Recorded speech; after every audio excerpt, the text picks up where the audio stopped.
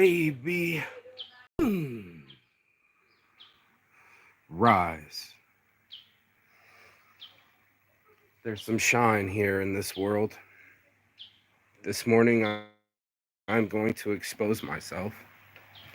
I'm going to say things that I've never said before. I haven't gone live in about a week.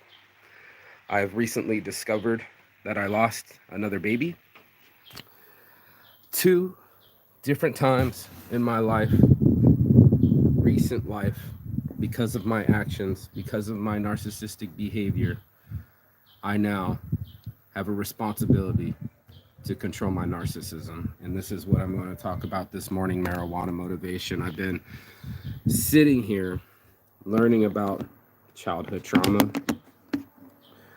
I use the TED Talks to get through it.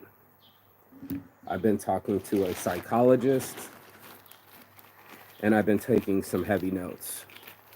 I'm starting to cry already because it shatters my self-esteem. I'm a monster that knows no bounds, has no team. I pretty much scared everyone away from me. You exhaust everything. You need a supply.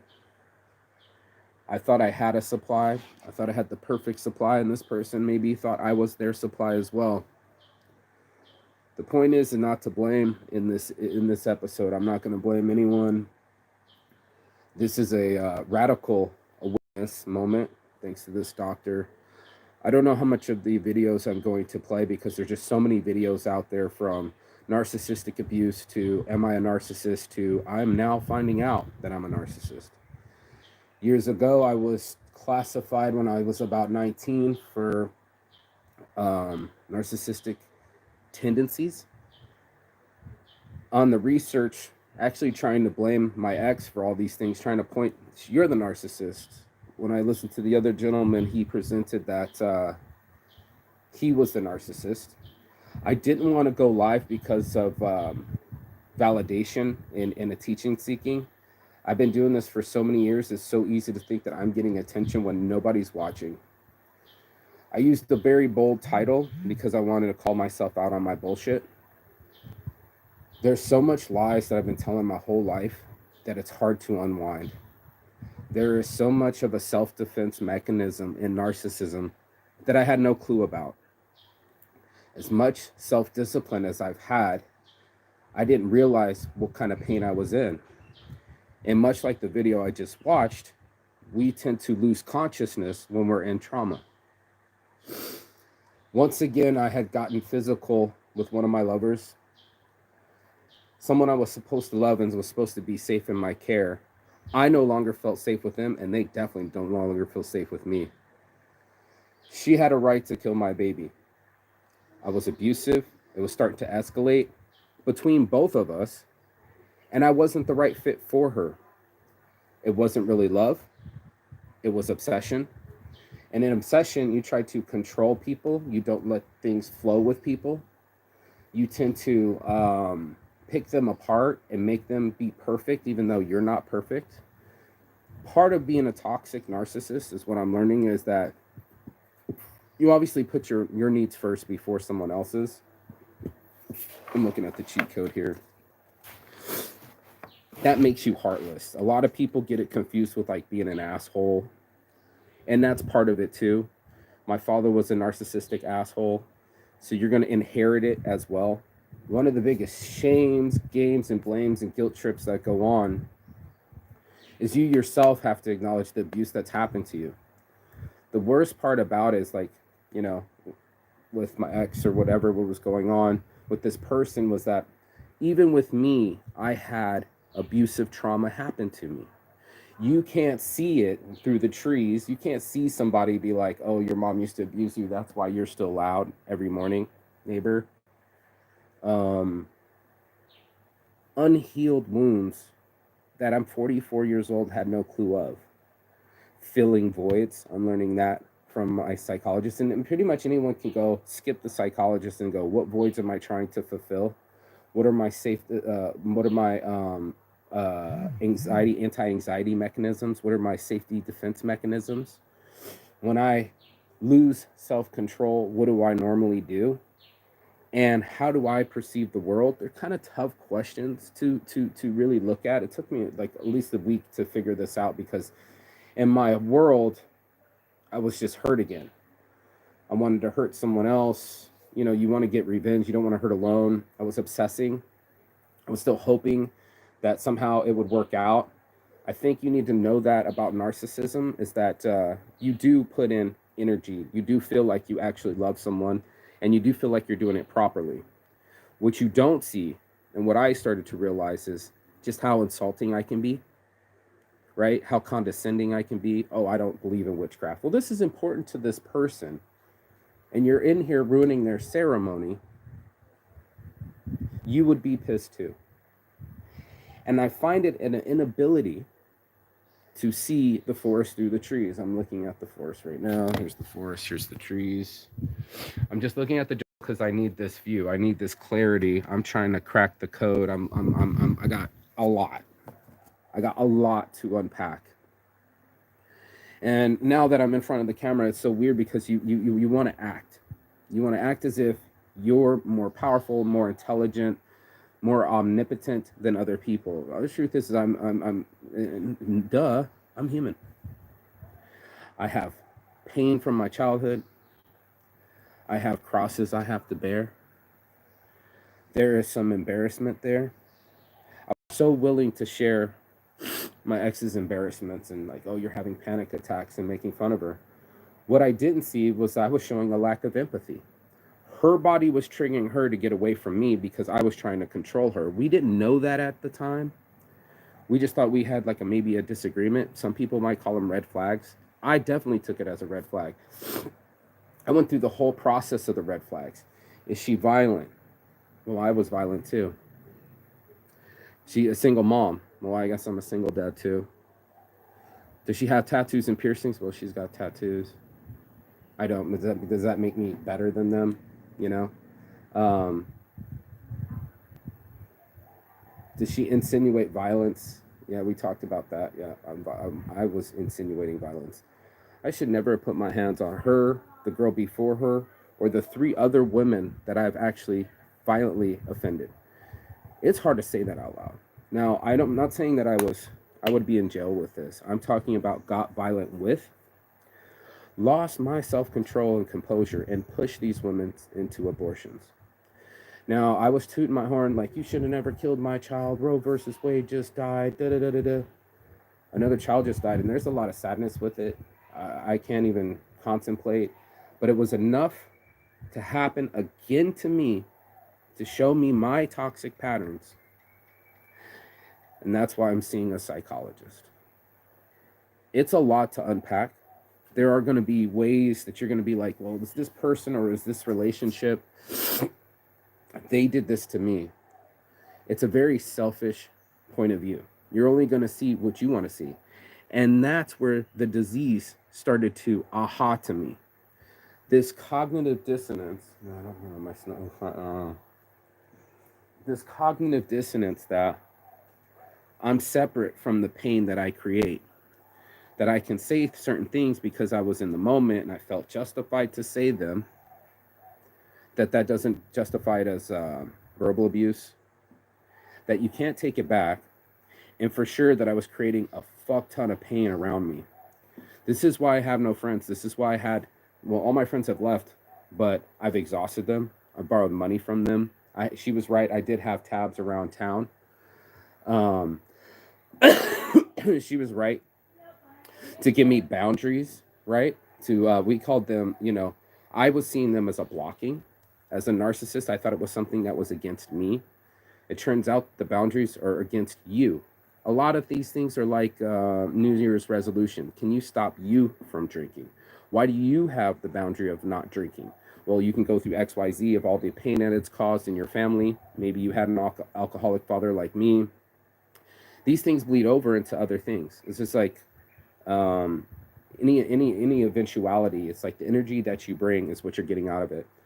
The toxic energy that I was bringing, I didn't see myself as toxic. Showing up so we could talk more. I didn't realize that was giving her outbreaks and fucking with her stress level and rising her cortisol level up because I need to talk.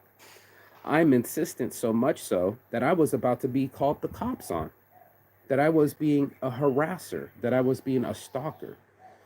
Bro, I was just going to her house to just talk to her. Now, if you are a narcissist, you feel like you have some kind of belonging to this person. Like, I have nothing else on my mind. I'm so obsessed about it. You know, it's constant text messages. She was constantly text messaging me. I think she was obsessed with the love as well. Like, this isn't real love. I mean, she's already found real love less than a month later. And I'm so grateful that there was a human that loved her enough to show her some gentleness while while she was going through this process. And yes, that's my baby, and I would love to say these two motherfuckers murdered my child, and da da da da da da. I hope it never works out. And it's just so toxic.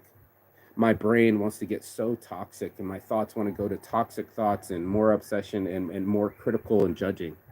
Truth is I wasn't the man for her. It takes a lot to say that, but I was already starting to say it to her, like, you're high maintenance, no one's ever going to find you, and boom, someone else found her and appreciated her and didn't show her red flags and didn't abuse her and sure as hell didn't do it while she was pregnant. My level of empathy got so low because I was so selfish. I'm in pain, so it doesn't matter if you're in pain. You attacked me. Well, no, technically, I blocked you from leaving. And you knew not to look at me because you were already disgusted by me. You had already figured me out. You were smarter than me. She was so more advanced than me, it kind of made me feel insecure. Not only was I also insecure because you're not secure from your childhood, you're not secured from your trauma. You literally are, or at least I am. Most of narcissists are looking for the next best thing. So even if I call my friend and I'm like, here, listen to me. I'm like, I lost the baby and everything. I'm feigning tears. I'm feigning love. I'm acting on self pity. Please, please, please, please. I need narcissistic so badly. This is why I'm gonna probably smoke here shortly because this is one of my addictions, and I might actually have to quit marijuana as well. It's like my crutch. Because as soon as my emotions hit, as soon as I feel like someone's saying something about it, I'm like, let me just smoke a joint and it'll calm me down. I don't have anxiety. You have anxiety. The realization of my addiction being integrated with abuse and pain and history literally set me up for failure. I mean, we don't need to have this baby. Well, we're not going to have a baby. That there is no we anymore. That situation was all pressure. That situation was all lies. I literally slept with someone on her birthday, and I'm now admitting it on live. I didn't think anything of it. Didn't know it was her birthday. Try to over glorify her birthday the next day. These are what toxic people do. We'll show you our cards eventually. This unlimited snippets of events to walk in on me with the new girl and catch me cheating on her. Now, I could have said, hey, I didn't want to be celibate, and hey, you rolled off on a bike with somebody else, and I already had this conversation with you. I didn't clearly tell her. She was expecting to be in a relationship with me. I hurt her so bad that I will never understand the amount of trust that I break, the amount of abuse that I cause, or the amount of pain that there is because I can't feel it anymore. I've had so much pain as a childhood. This is like the worst part about being the abuse is that you're getting more pain. And the best way to alleviate it is to have someone have sympathy for you because that feels good. You know, you call your friends, they empathize with you, that feels good. But even when it's happening, it's just not enough. It's a fucking drug because you're not fixing the wounds. You're just merely covering them with someone else's hands or someone else's time or someone else's hugs or someone else's love. You're so envious of this person having an awareness. You're so jealous of their intelligence that you're not smarter than me. Like, look at you. You're a small woman. Who's going to trust you?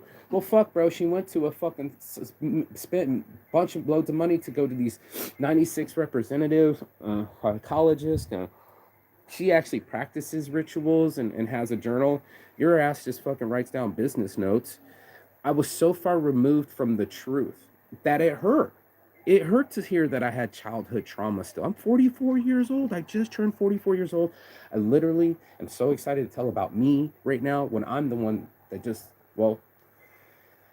I'm killing my own babies. This is why I'm doing this show right now. This is why I had to go live this morning. This is why I've been waiting to smoke this morning. This is why I've been meditating every morning and took a week off. I don't need the validation. What I wanted to do was to stop the suicide rates. Look at that. that irritation, right? Like I was so quick to be irritable, like I was the only one that lived in the world. I'm the only one that this happens to. Fuck, you can hear my crazy iced out neighbors. I get frustrated easily. I didn't have self-control. I like to feign self-control because then I can build up my muscles and then I'm sexy. I'm enough to convince you to not look at the real me. That I don't want you to understand about my childhood trauma. I don't want you to know deeply about me. Matter of fact, I'm so selfish that I don't want to expose anything about me because you might use it against me. And I'm so toxic that I'll listen to everything you have to say and use it against you later. Like, you know, childhood childhood trauma or things that you've been through were now tools for me to say against them every time. It's fucking crazy, bro. It's fucking crazy how fucking iced out my neighbors are and loud they are and how irritated it makes me. And then I realized that I didn't have any guardrails, right? Like that the last time I had no self control. So I've been emphasizing on the self control, but I had skipped the work as far as seeing a psychologist. I had skipped the hard work. I thought I could out research myself if I watched enough videos about narcissism, if I watched enough psych hacks or psych to go episodes, that I would figure me out. Truth is I have to do this work. Yep, it says put in the work. This one says crack the code. This one says my first therapy session. This fucking bike is annoying. Down and back, down and back. Just all the loud noises start to get me outside of me. And put in the work. Therapy. There's so many things on here. Cheating, lying, and abusing. You know, I lie because I don't want to lose. And because I lied, I eventually lost. One of the messages I'd like to reach to anybody that's narcissistic, and there's a lot of us, there's more than we think that we are. Because our parents were pushing so hard, odds are that they caused you trauma. Because you are pushing so hard, odds are that you're not reading your trauma. You're not seeing it. And the odds are is that when you're in really real relationships that you want to keep, then you're realizing it. It's only when we're closest to people. We're not going to abuse our coworkers. We're not going to abuse our friends. Well, not so much, but we will use and abuse the people closest to us. And because they are our supply, they're supposed to love us. They're supposed to put up with our lies. They're supposed to believe in us. And for the most part, this sweetheart of a person was doing that. I'm literally sick to my stomach that the day after she found out I cheated on her, I went to her family's house and had lunch with them as if nothing had happened. And I was so narcissistic to believe, I'm like, I can't believe I just pulled that off. I wasn't fooling anyone. I'm only fooling myself. And it's a sick reality. That's why I had to do this live and see my own eyes and see my own lies and see like, bro, you're so fragile. You're so fragile. If anybody wants to talk about your father, you'll cry in a heartbeat. You're so fragile that you literally seek the family that got destroyed in front of you. You're so fragile and you're such a bad person that you've hurt people that have loved you. Beautiful women have come into my life loving me, warts and all, flaws and all, honestly flawed. And I've pushed one down on the ground in this bungalow over here. This is not fun. This is not fun. This bungalow right over here had an incident where I thought I almost killed a woman. Now she's not dead, so I can say it, and it's been 10 years ago or something. But when I'm dating people, they don't know that I almost committed a murder. Now you're like, Mark, you're admitting that you committed murder online. And it's like, no, dude, she slipped and fell, but it was me putting my hand up. She kind of came at me and fell, and bam. I took her to the shower, revived her. She had a little blood come out of her nose. I freaked out. I'm like, you're too much. She started screaming at me in Russian. The most beautiful woman I've ever seen, naked on the ground in front of me. The woman that I was supposed to love the most, I almost killed, and injured a bit. Like, it scared me so bad. I ended up running out of the bungalow and throwing up, and then I saw her leave under her own accord the next day. But she'll never get to meet my other exes or my future wife and say, hey, this guy did this to me. They don't get a voice in these things. This is why that keeps transpiring, because there's nobody going to speak up. Nobody wants to be embarrassed and be like, I just had an abortion because someone was abusive to me. It shines light and guilt on this other people. I'd love to say, oh, it's all her fault. Well, you got knocked up. You asked me to come and you got to take care of a baby. Like, who wants to be in that nightmare with me? I am a nightmare. This is the truth of the thing. I did it with my ex. I'm doing it the other 5 women before them, having physical confrontations with them, not enough to go to jail, not enough to get the cops called, but enough to scare them. And if you are being scary or intimidating or raising your voice at people all the fucking time, you are not in control. The yelling is for emergencies. Most of us are using manipulation tactics to intimidate people. We're bending the rules. We're telling lies. We're entitled to different treatment. I felt special. Gotta get this off. And it came from my mother. I'm the oldest. Hold on. I'm a dirty boy that... Oh, man, I got it all over me. But I'm human, right? I'm human like you, where I sneeze and I fart and the snot comes out every morning, and I'll be all embarrassed and I don't want anybody to see shit out of my nose. And because of embarrassment, we don't share these things. We don't tell people about who we really are, because it'll break the facade. It'll scare them away. Why would I tell the truth? Because if I told the truth, they will get scared away. That I had them both pregnant at the same time, and I was lying to both of them because I didn't want to lose a baby. Now, that means I'm living a double life. That means I'm talking out the side of my mouth, and that means nobody could trust anything that I was saying. Henceforth, I think I've repaired a ruptured relationship on one side. And I'm grateful to find this human being. I'm grateful she found her human being and I found my human being. And I'm not just saying this is my soulmate right off the bat. I'm not going to get into toxic stuff. What I did find was a human that cared enough about me to think that I had a bigger heart, which some people can see my heart. This isn't that I'm heartless, guys. I feed the homeless. Yeah, I might turn on the camera to do it, but I love feeding the homeless. Yeah, I'm nice to people, strangers on the street. I just wasn't nice to the people that loved me. It felt unrealistic. It's hard to explain, but you can watch all the other narcissists explain it. It was just like, well, if you love me, you wouldn't ride off on motorcycles with somebody else. You wouldn't talk back. You'd be perfect. And since you had a past, and and I'm so enlightened, I can judge you and point my finger at you constantly and be like, well, you did this, so I'm allowed to do that. The projection, mirroring. It's the biggest aha moment of my life. If it wasn't for this individual doing this, I mean, she just completely went no contact with me. And I'm so grateful that she left the hotel when she did. She had the bravery to stop this toxic relationship. And I'm so grateful that she found someone else, man. She deserves it. But in a toxic brain, with all this motherfuckers being loud in the background, the toxic brain will only see what they want to see. A toxic brain, you're supposed to do whatever the fuck you want to in your life. But other people are afraid that you might spend too much time with their friends, too much time with their family, and not enough time with them. And that's when I started to complain. I said, hey, I need more attention. Now, we were just out in the ocean. We just took beautiful pictures together. Everything was awesome. And I had to ruin a moment because I was feeling lack.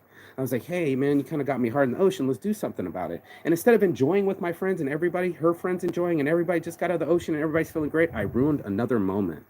So anytime she had a chance to leave the relationship or feel good about anything, I literally became mental torture for her and kept pushing down her self-esteem because I didn't want my self-esteem to go down. I'm not wanted right now in the water. I'm hard. I want what I want. It's a demand. I'm used to it. My mother gives me everything I want.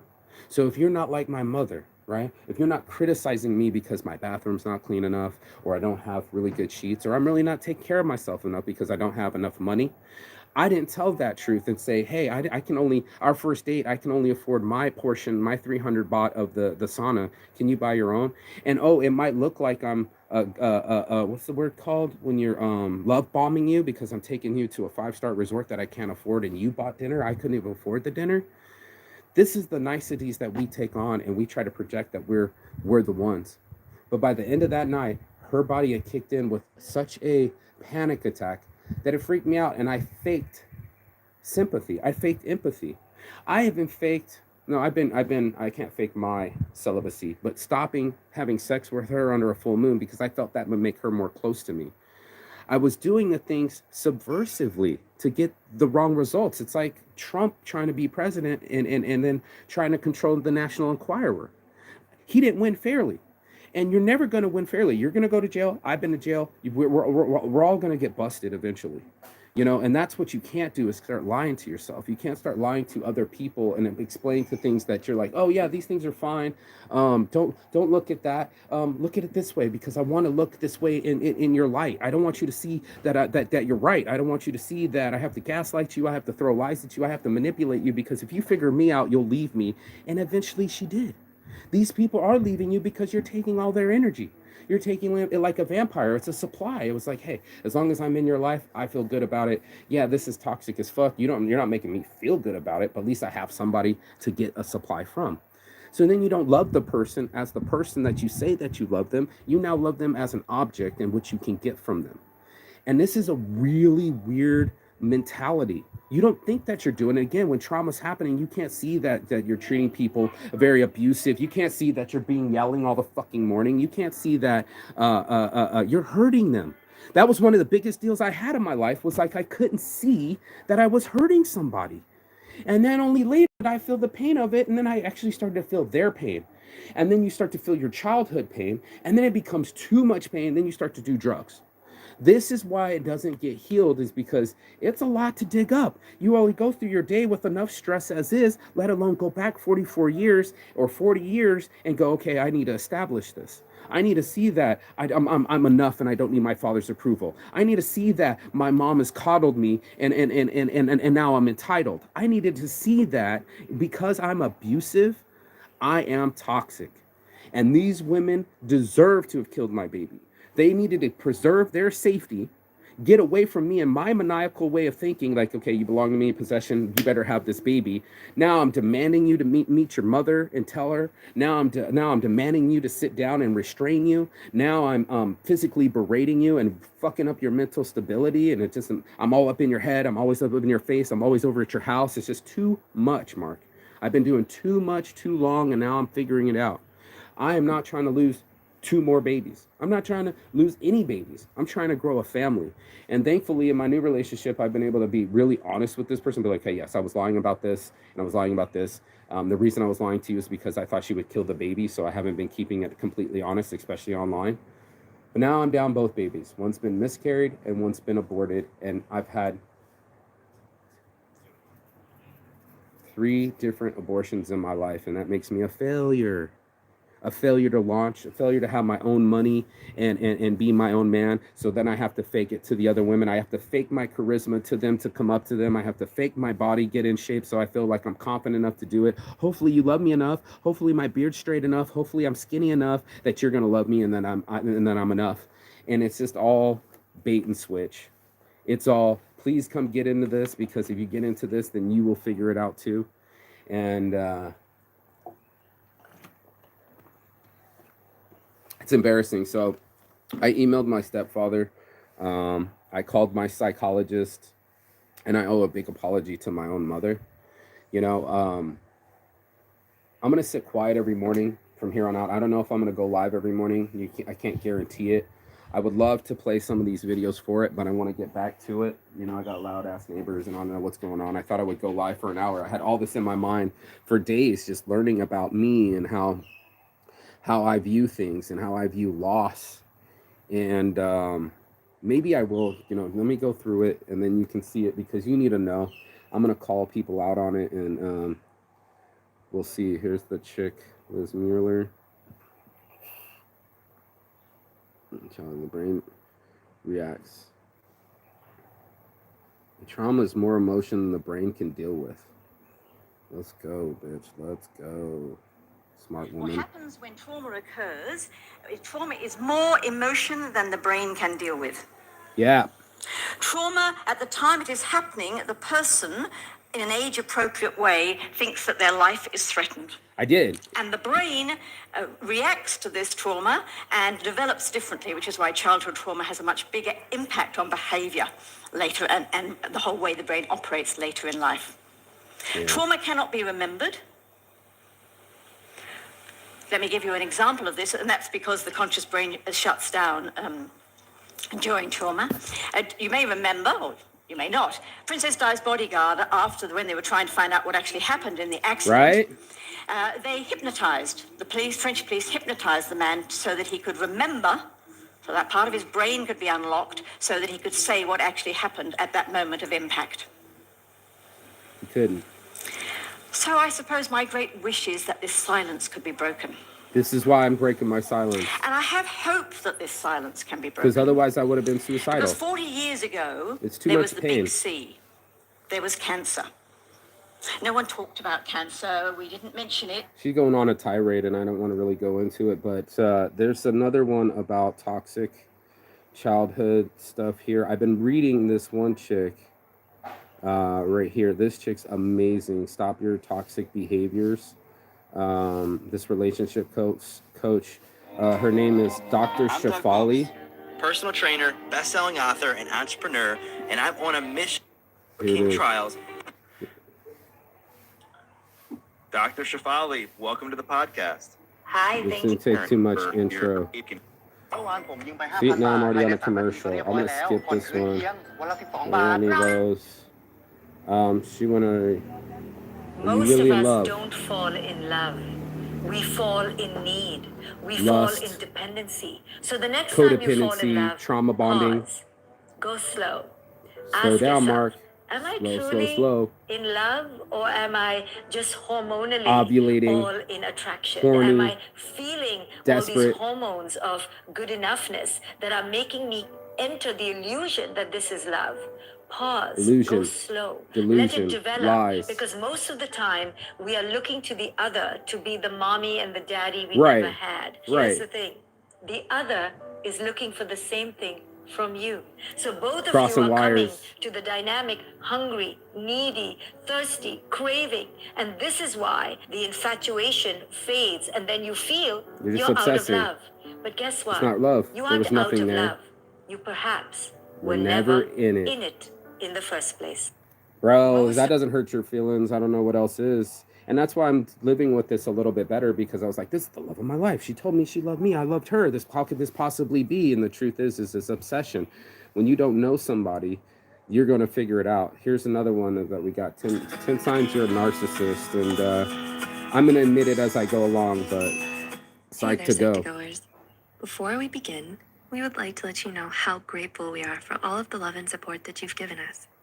Here at Psych2Go, our mission is to make content on psychology and mental health more accessible to everyone. Now, mental health. Back to the video. Let's go.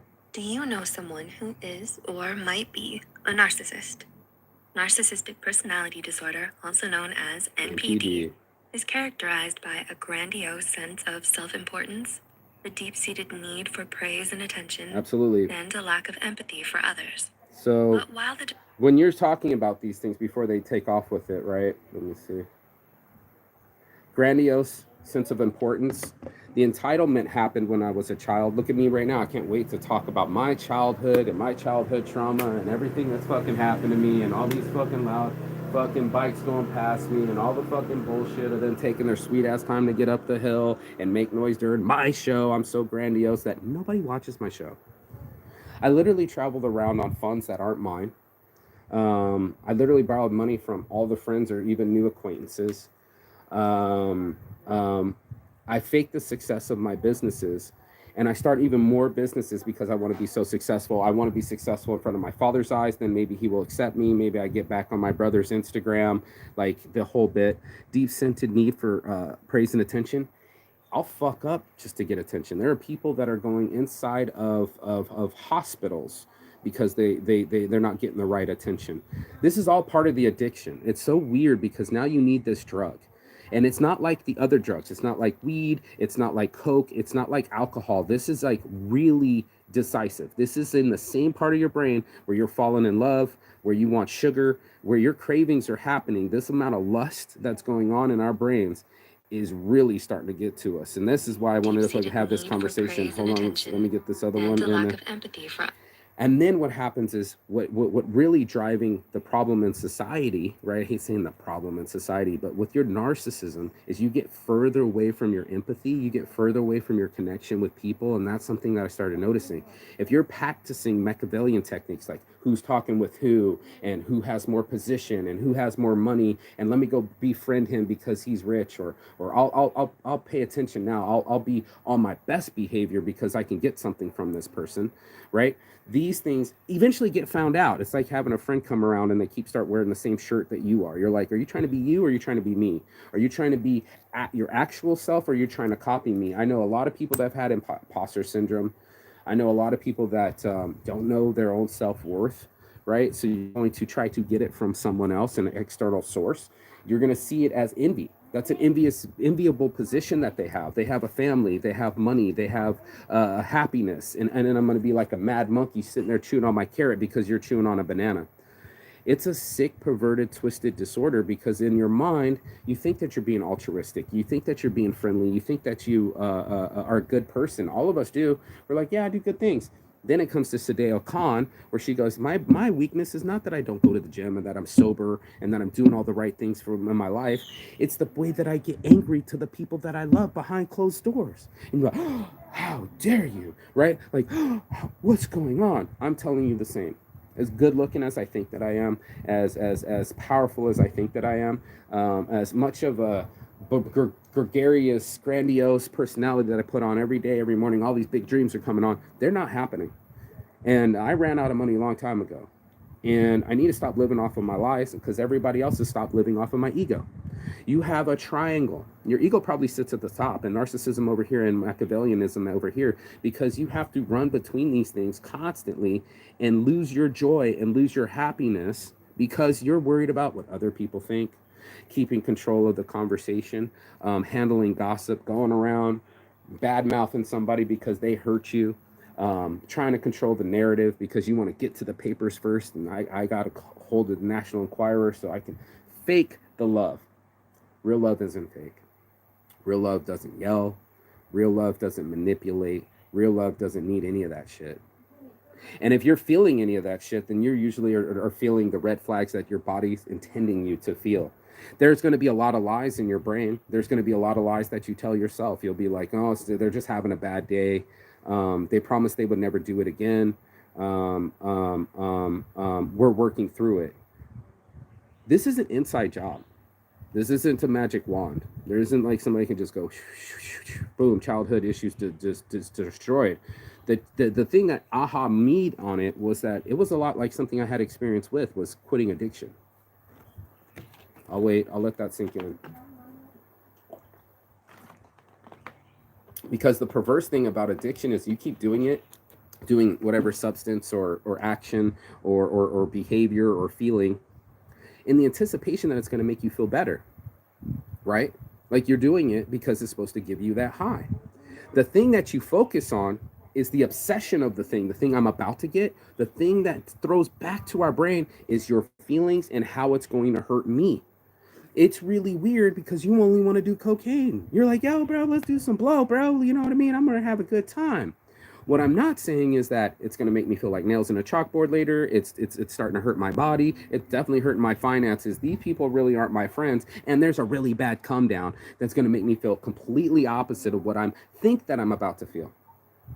Because in our weird mentality as narcissists, we'll be going like, well, you did this to me, then I should do this to you, right? Like, you don't really love me. You know, if you really loved me, you'd put up with all my perfectionism. You'd put up with all the hurdles I put in front of you, and you jump through all the hoops so that I know that you love me and that you'll never leave me, and I'll make sure that you never leave me, because now I don't have you closer to your family, to your friends, Your social group is only me. I'm now your supply. So that works out for me because then I get the supply from you. I can just read into your mind and get the things that I need out of you. And only when you're useful to me am I nice to you, because as soon as you're not, time to berate you, time to bring out the old judgments, time to bring up your past, make you feel less self-worth, and pressure you into situations that are going to collapse you. And then I was chewing her out like, why are you so tired? It's like, because you're exhausting, Mark. You talk too much. You don't listen. You make it all about you. Any chance that I get is so fucking bad. I'm talking about such a disgusting mentality here, but it comes right out of my mouth. And I'm like, I'm listening to you. And I'm like, oh, that would bug me too. Brought it into me. Like, I have nothing to do with me. And I'm like, oh, yeah, my friend also had that. And get opinionated. You know what you should do? I have a psych degree.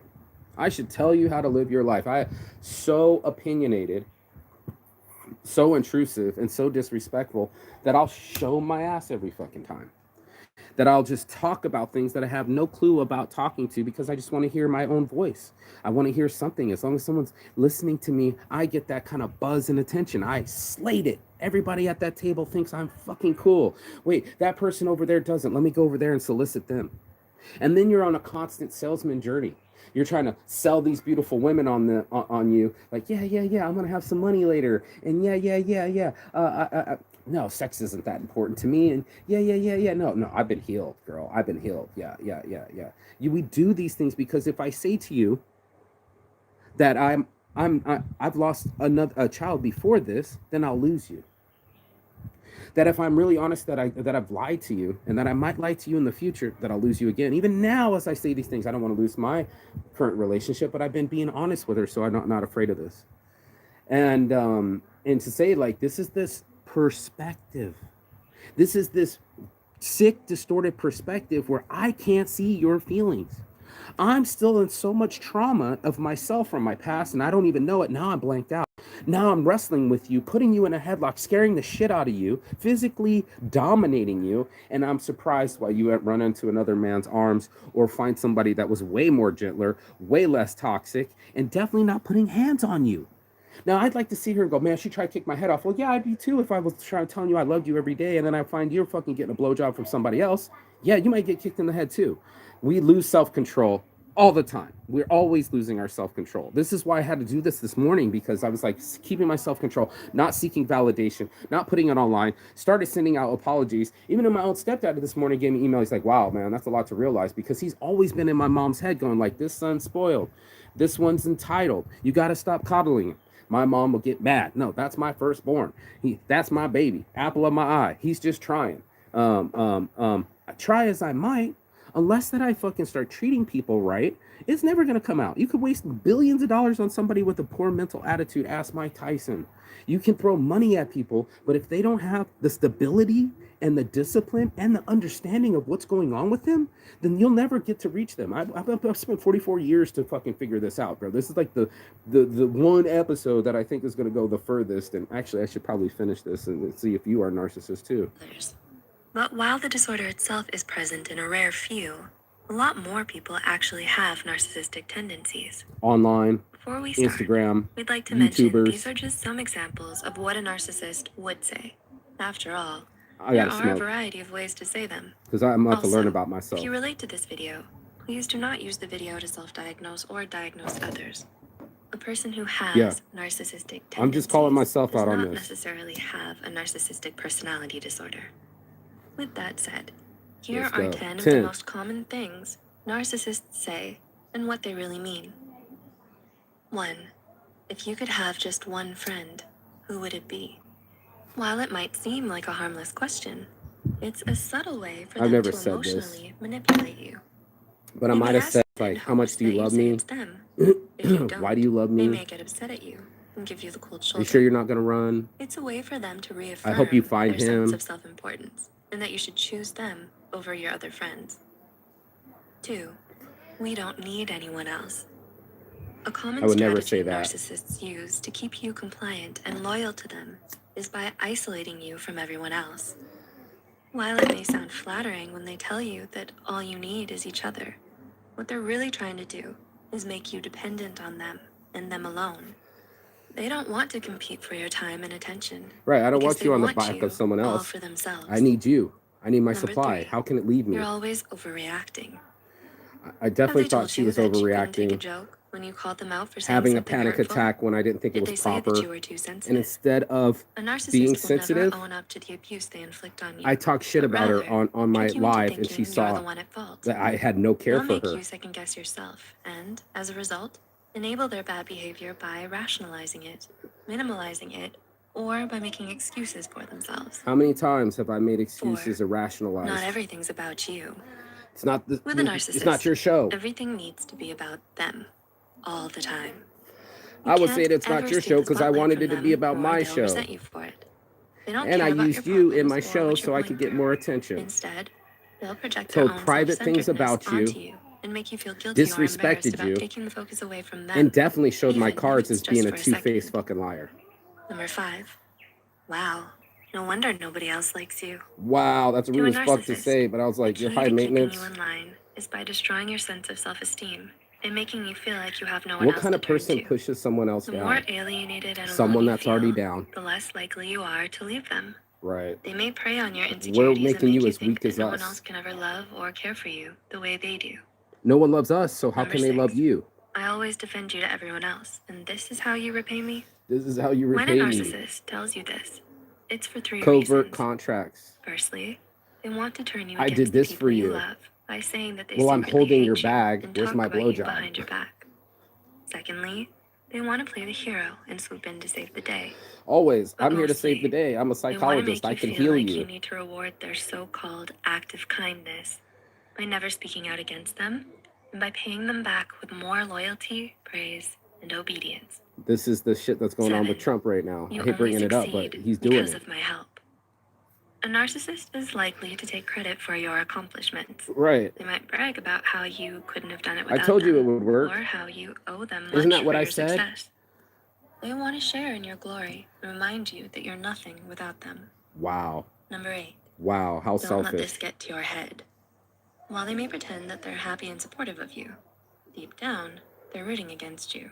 We're They competing want with you you. to fail to make them feel more comfortable We're about we're themselves. we're wanting No to matter come how on well top. you do We want to be or how much smarter. you succeed, We want you they'll find to ways to make follow you feel less us. important than We're them. the leader. Even if you're smarter Number than 9. us. And she was smarter I'm the than me. best you'll ever have. I'm the best you'll ever have. If you don't work it out with Narcissists want me, you to think you'll never that they're find the him. best And thing literally that's ever less than a month happened to later, you. she found him. They want you to think That I that was they're the best trying to friend mind and trick romantic her partner into thinking you've that been she looking for, couldn't and find that it anyone would be like the me, biggest mistake and that of your this was life to leave perfect. them. And all this disaster was something Narcissists that we may had to also work make it through. seem That love like was they've hard work. stooped No, down to I be with was you, hard work. since you're I was unworthy too of them. much, often. And number 10. I'm only doing this because I love you. I don't say that Most shit. importantly, narcissists will try to justify their mistreatment of you by saying that they're only doing it out of love, Gaslighting, or that they lying, have your best manipulating the interest at heart. truth, What they may really mean manipulating is that they reality. enjoy being able to control and exploit you for all that you give them. Did anyone in particular come to mind during Yep. this list? Me, and I'm going to tell the truth on me, because the truth is starting to heal me. That if I can sit there in conversations and I'm all brokenhearted and thinking about what this girl did to me, I could be paying attention to the person and they could be healing me by me listening to them. By me being present, that there's even a human being, that's my narcissistic supply. But much like a monkey that took my cologne and bit into it and realized it was some candy, that's what this chick was saying. She was saying that it's only important to us when we need it. When we need it, it's important to us. And they quickly discard it. That's part of the narcissism. Like, I don't need you. Let me cheat on you. I don't need you. It's something that I wanted the most. And I was willing to discard it. It didn't matter to me that I hurt her feeling. It didn't matter that she trusted me. It didn't matter that I was her only love. And now she has a whole nother love and he's her only love. I'm sitting there going like, I'm jealous of that love. That she found someone that fit her. That he could be more gentle. That he could put up with all her shit. And I'm like, more power to you, bro. Like, another man's trash, another man's treasure. She's not trash. I was treating her like trash. I was treating her from her past. I was judging her. I want this porn star wife that fucking looks great on photos and does all these kinky things. And then I find out she's doing them online and then I'm judging her for it. I'm shaming her for her sexuality. That she's brave enough to do the thing that I wish I could do. I'm now shaming her for it. I'm mind fucking her and go, well, shit, you've been more than Seattle Slew. So have I. I've done some whorish things. Sleeping with a whore on your birthday. I'm telling this because she might eventually watch this, and she needs to know that she was right. She was right that I was gaslighting her. She was right to tell me about her boundaries. I'm the narcissist because you're taking something away from me. That's what it felt like, because I'm a little child inside from my mama's titty, that you can't take your titty away from me. How can you dare you? And there's never any airplanes going over here. There was one earlier, and I think they're coming back. This is crazy. But that's what it felt like, that you were trying to block me from my supply. So I'm going to throw a fit. You already gave me sex. How dare you be celibate? Your boundaries are going to be on you, guys. My boundaries are on me too. I didn't have any healthy boundaries. I didn't set any things up. I didn't set time limits on my feelings. That's something I learned from my psychologist. How long I'm going to wallow in self-pity and self-loathing and blame myself or blame others. Oh, wait. How many times am I going to point the finger at somebody else and say it's their fault? You made me do it. I would have never put my hands on you if you didn't fight back. What the fuck is that, bro? Calling myself out because I had to learn this. And this other one's just 9 minutes, so signs are being manipulated. Hey everyone, and welcome to Top Think. Today we're going to learn about 6 signs you're being manipulated. Now, let's begin. Number 1, object constancy. This strange phenomenon plays a critical role in every one of your friendships and relationships. Just imagine you and your closest friend get in a fight. Maybe you butt heads over a stupid misunderstanding. You both lose your tempers. You both feel frustrated and angry, and the fight may last for a few days. But during a fight, how do you feel about your friend? You still like them, don't you? Even if you're fighting, your feelings about your friend haven't changed. It works the same way in romantic relationships. If you and your partner get in a fight, you still love each other, even if you're frustrated at the moment. This is object constancy. It's your ability to maintain positive emotions about someone despite feeling angry or annoyed. In lasting friendships and relationships, object constancy keeps you moving in the right direction. You can apologize and make up because the love between you still exists. But what happens when you argue with a manipulative friend or partner? When a manipulator gets angry, their object constancy flies out the window. They'll insult you, they'll degrade you, they'll yell at you, they'll treat you like a complete stranger as though your friendship or relationship never existed. Walk away from you. Now, when a friend or partner reacts like this, it's tempting to blame yourself. You feel like you made a huge mistake and you try to undo the damage you've done. That's the guilt But the tripping. problem isn't you, it's them. Their feelings for you are selfish and shallow. They don't care deeply about you as a person. I don't care about you. They I only care care what I about can what's get from best you. for themselves. You know? And that's why And their if you love take for you it disappears away when from things me, get heated. then you're my enemy. And I don't treat you the same. That's weird, right? This is the kind of perverse fucking thinking that I've been doing or acting or my behavior. It's crazy. You disappears when things get heated. Number 2, weaponized guilt. Guilt is one of the strongest weapons for manipulative people. Yep. You It's a left. tool they use You to left avoid so their I own can sleep with mistakes, someone else. pass the blame, and take advantage of others. You There are 2 you kinds used to of be a sex weaponized worker, guilt. so The first is upfront you're and the obvious. dirty The one. manipulator will create guilt using a direct accusation. These accusations are often shameless, unfair, and easy to recognize, but that doesn't make them any less effective. You're having panic Just imagine attacks. you're You're playing crazy. basketball with a friend. The game gets a little bit heated and you accidentally knock your friend to the ground. Your friend falls awkwardly on their wrist and they end up in a cast. In the weeks after, your friend may blame you directly for their injury. They may convince you to run errands or do favors for them, That's a saying, manipulation. "Hey, you're the reason I can't do it myself." When someone consistently blames you for something, especially if it was an accident, guilt is a natural response. You want to make it up to your Guilt friend. tripping You didn't all mean to hurt day. them, so you give in to their guilt trips, hoping a few favors Trying to will make even it the right. score. Oh, But oh, that rarely oh, ever happens. oh, I'm so Instead, sorry. a direct Use my empathy manipulator takes against me. advantage of you as many times as they can, Use all no my matter empathy. how badly it makes Drain you me. feel. I'm so sorry. The Empty my second type cup. of guilt There's is much nothing more left. subtle. Let's say the same scenario happens. You're playing basketball, your friend falls and breaks their wrist. The next day, your friend may say something like, "I would make lunch if only my wrist wasn't hurting so badly." That's rude. Now, this time your friend is creating guilt without actually accusing you of anything. But it's implied. After hearing a comment like this, you Implied feel guilt. responsible for your friend's injury. That's guilt You tripping. feel guilty that they got hurt because of you, And each time your friend Don't feel emphasizes guilty, their girl. pain or You were supposed to limitations, go away. it feels You were almost supposed to like a run away. direct You were supposed to be accusation. safe. Weaponized guilt is one Don't of the have common and babies by destructive abusive men habits like in any me. friendship or relationship. Guilt is used to make someone else feel bad, to take advantage of them for your own personal Don't have babies gain. with people If that your make friend you or feel partner bad, uses guilt on a regular that basis, make you feel you're less being than. manipulated. Number 3, emotional blackmail. She said I was Manipulative blackmailing her. friends and partners use your fears and emotions against you. This can be an incredibly confusing what's and the painful blackmail part? experience. It's one of the most prevalent If you forms don't of change emotional your abuse attitude, you can because just your go. friends and partners know you better than anyone. They know what you're insecure about, they know what you're afraid Right. of, and they know how to hurt you. Right. So what does emotional blackmail look like? There are many different ways to blackmail someone, but insecurity is the common denominator. There it is. Your friend or partner I'm uses insecure. your worries and anxieties to make you doubt yourself. Ratchet and that up the anxiety. self-doubt drives you further into their Ratchet up clutches. the worry. All Not right, help let's it. try an example. That's a Imagine you're telltale thinking sign. about leaving your partner. You're having doubts about the relationship, so you brought up these concerns to your partner, but they don't listen. Instead, your partner uses emotional blackmail to trap you inside the relationship. You said you love They me. say, at your age, I'm the best you're going to get. Yeah, you're getting older. Suddenly, you feel You're too high insecure maintenance. and afraid. She You found a begin to younger wonder guy. if your partner's right, and your confidence disappears completely. She kept Now, her this confidence, isn't the only left kind of me, emotional and found the blackmail real out there. deal, bro. Manipulators also She's the use winner. threats, warnings, and intimidation to instill fear in their partners. But I Some also use installed insults fear. and criticisms to shatter your self-esteem. I was also Others critical. use your past against you, And I also leveraging brought up one her mistake past. over and over Secrets again. she told me I used Emotional against her. blackmail is not just manipulative, it's abusive. If your friend or I'm an partner is abuser. emotionally blackmailing you, it's time to leave that person behind. Leave me behind. I was abusing you, and I felt entitled to answers. I felt entitled to your time. I felt entitled to your energy. It was a possession of mine. I'm sitting there going like, well, you got my baby, and you give me my baby. And she's like, I regret having this baby with you.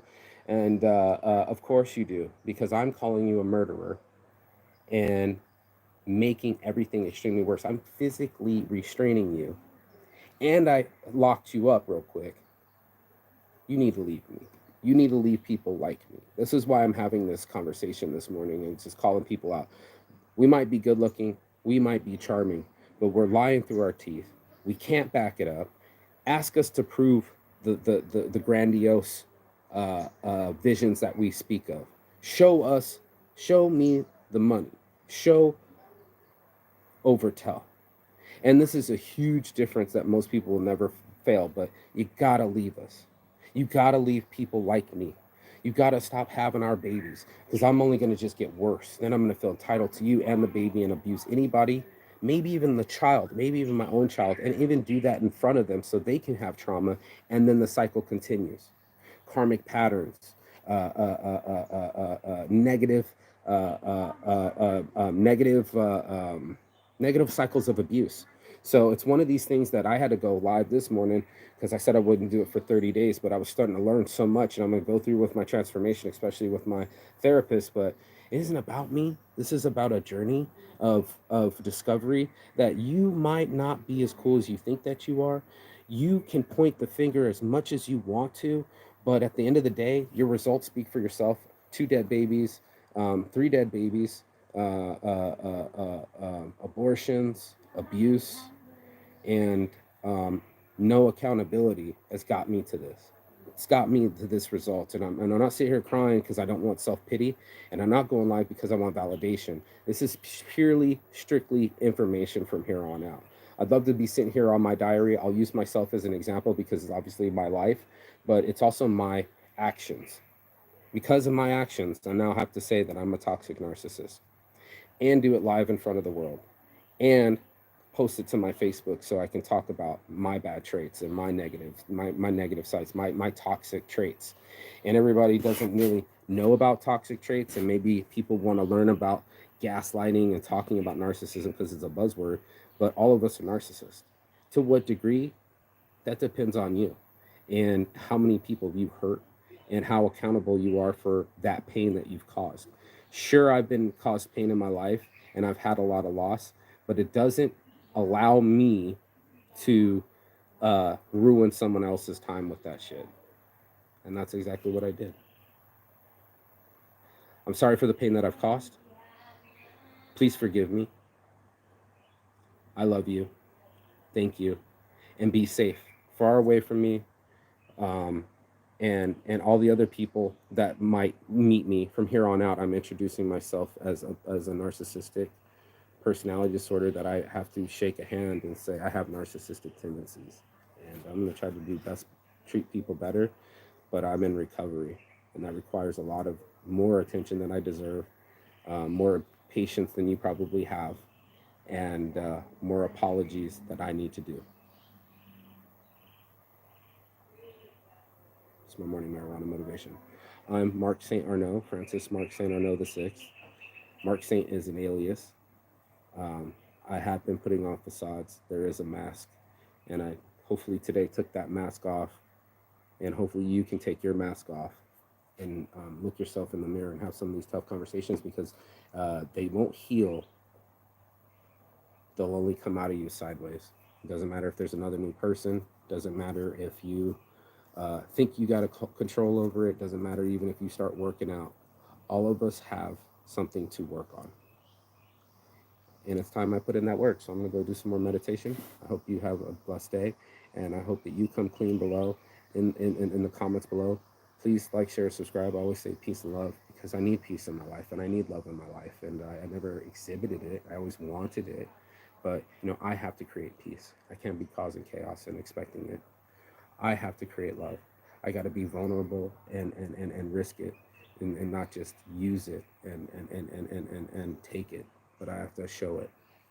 And that means when I'm listening to people, that means in every situation, ikagi, it's in everything. It's with my passion and my love, and not my anxiety and my fear.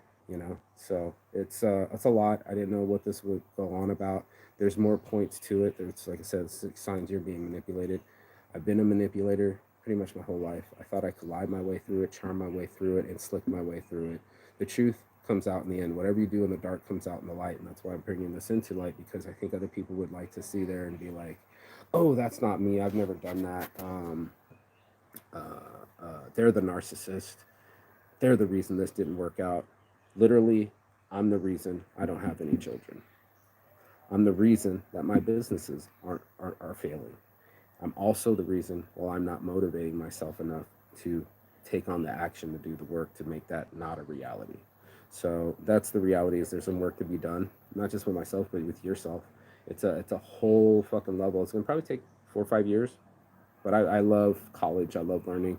But it's going to probably take me about 4 or 5 years to probably become a recovering narcissist, to get off the sauce, to get off of the toxicity and obsessionness that's starting to wane on me. Like, it's like, whoa, I'm snapping out of it. I was like, well, that wasn't real love. You're just obsessed and lusting for someone. And yeah, sure, they told you they loved you, but you're just trying to control them. You weren't trying to give them real love back.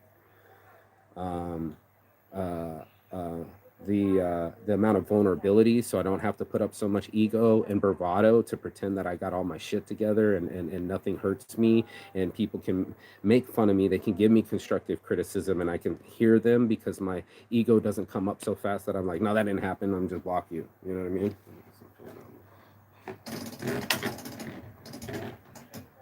Yes, fan. And filling the void. I think there's going to be something in there where that's where it stems from, that you need it from something. You need the attention. You need the validation. Without it, your ego busts and you feel like shit. It literally is the addiction. That's the come down. It's like, if no one's paying attention to me, no one knows that I'm cute, no one knows that I'm special, what the fuck? Like, I can't breathe. Everywhere, all over Instagram, all over social media, even me doing it right now. And I thought I could wait 30 days, but I was starting to learn some lessons, and maybe I'm jonesing. Maybe this is my addiction, where I'm like, yo, people watch me. 3 people might watch this. But because of this title, I think it might blow up. But I really needed people, or I needed the validation. I needed a coming to Jesus and be like, dude, you're abusive. You think you're slick. You think you got the last name Saint. You can just get away with it. They don't call the cops. You didn't really hit them. Verbal abuse, emotional abuse, you name it, physical abuse. It's all in this wheelhouse. It's all in this wheelhouse of, I was abused as a child. I had the alcoholic father. I had the physical abuse. And when I get scared, guess who got scared in that moment and does the same thing in the next moment when he gets scared? I revert back to my childhood. It's fucking crazy what I'm starting to learn, but um uh if I have only known, right? Like if I only known that I had to just work on my fucking childhood and be like, I don't need my father's approval. I don't need to run a bunch of fucking businesses to get this guy's attention. Daddy, look at me. I'm on the high dive again. Come save me. Maybe then you'll love me. Like if you can love yourself, this is where self-love comes in, not just a self-care or aftercare. The self-love is like, you know that you don't need that shit. I was kind of practicing with her too. I'm like, you're toxic for me as well, young lady. You're narcissistic. It's all about you, your stories. And I was trying to diagnose you. It's easy to diagnose someone else. Very hard to diagnose yourself. And this is why you might have to see a psychologist. At $50 a session, I'm going to spend $1,000 and do 3 different whole books of sessions. I can invest that in myself. What's it cost? It costs 2 abortions. It costs extreme heartbreak and heartache. It's caused depression. It's caused my health, my mental health. So $1,000 to get it back? Yeah, bro. I think I need about 18 different fucking sessions. And I think I'm going to be in therapy for a bunch of years. And it's just what it is. Actually, you know what? Let's keep going because I've been going on and on. Number 4, excessive monitoring. Does your partner text you constantly? Do they pester you with questions like, where are you and what are you doing? This kind of behavior is called monitoring. Driven by anxiety or insecurity, your partner feels compelled to keep tabs on you.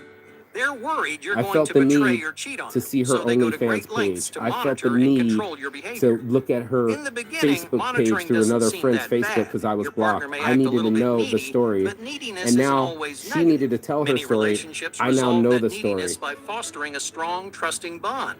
But what I happens was when that trauma neediness bond. grows? What if your partner is constantly compromising your space? What if your Checking partner her floods your phone phone with while she was calls and passed messages out, every time you leave the house?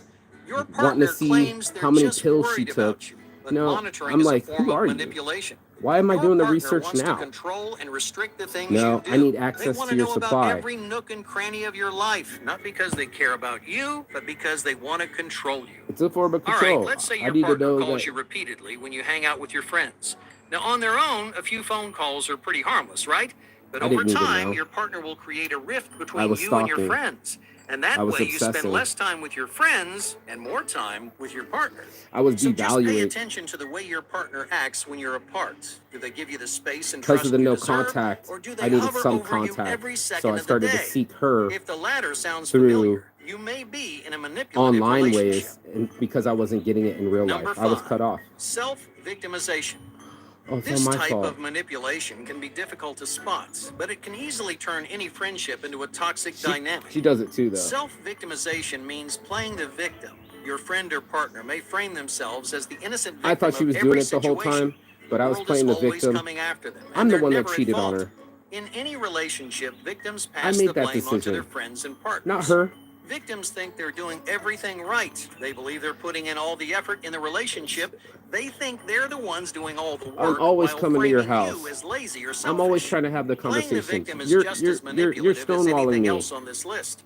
You play the victim to make others feel sorry for you. She stonewalled It me. uses a subtle combination of guilt and shame She's not to tug on contacting other me. people's heartstrings.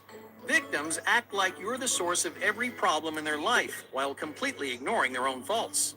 If you know someone with Why a would I victim marry her? complex, don't let them control you. It's difficult to Thank see you for through not their letting me lies, control you. criticisms, and backhanded compliments. But if your partner constantly plays the victim, you're being manipulated. Number 6, passive aggression. Passive aggression is a tool used by almost all manipulative partners. I'm very aggressive, Instead of openly but expressing verbally- your anger, a passive-aggressive person will subtly manipulate their friends and partners.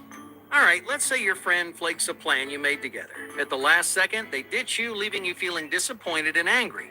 The healthy response would be to tell your friend how you feel. They'll likely apologize, and the two of you can move on. But a passive-aggressive person would do something like this. They would wait until the next time their friend wants to spend time together. Then they would intentionally ditch them, ensuring their friend feels Just to just get as back at them. disappointed as they did. I want you to feel what I Call felt. this revenge, but it's just one of many ways that a I passive-aggressive felt person like you expresses abandoned me anger and or cheated on me, frustration. so I cheated But on not you all and acts abandoned of you passive first. aggression are dangerous. Sometimes passive aggression is small and harmless.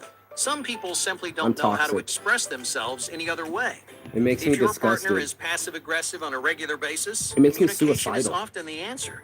Tell No, your I'm not a friend or victim. partner I'm that it's saying bothering this you, amount of and they'll make an selfishness, effort this to amount of change. pain that I've caused, But what if makes your friend me does not it on want to purpose? live What anymore if your because partner I'm the continues to toxic be one. I don't want to be passive-aggressive toxic. even after you've I don't voiced want to your be the problem. concerns? If this sounds I don't like want your to be found out. situation, you're probably being manipulated.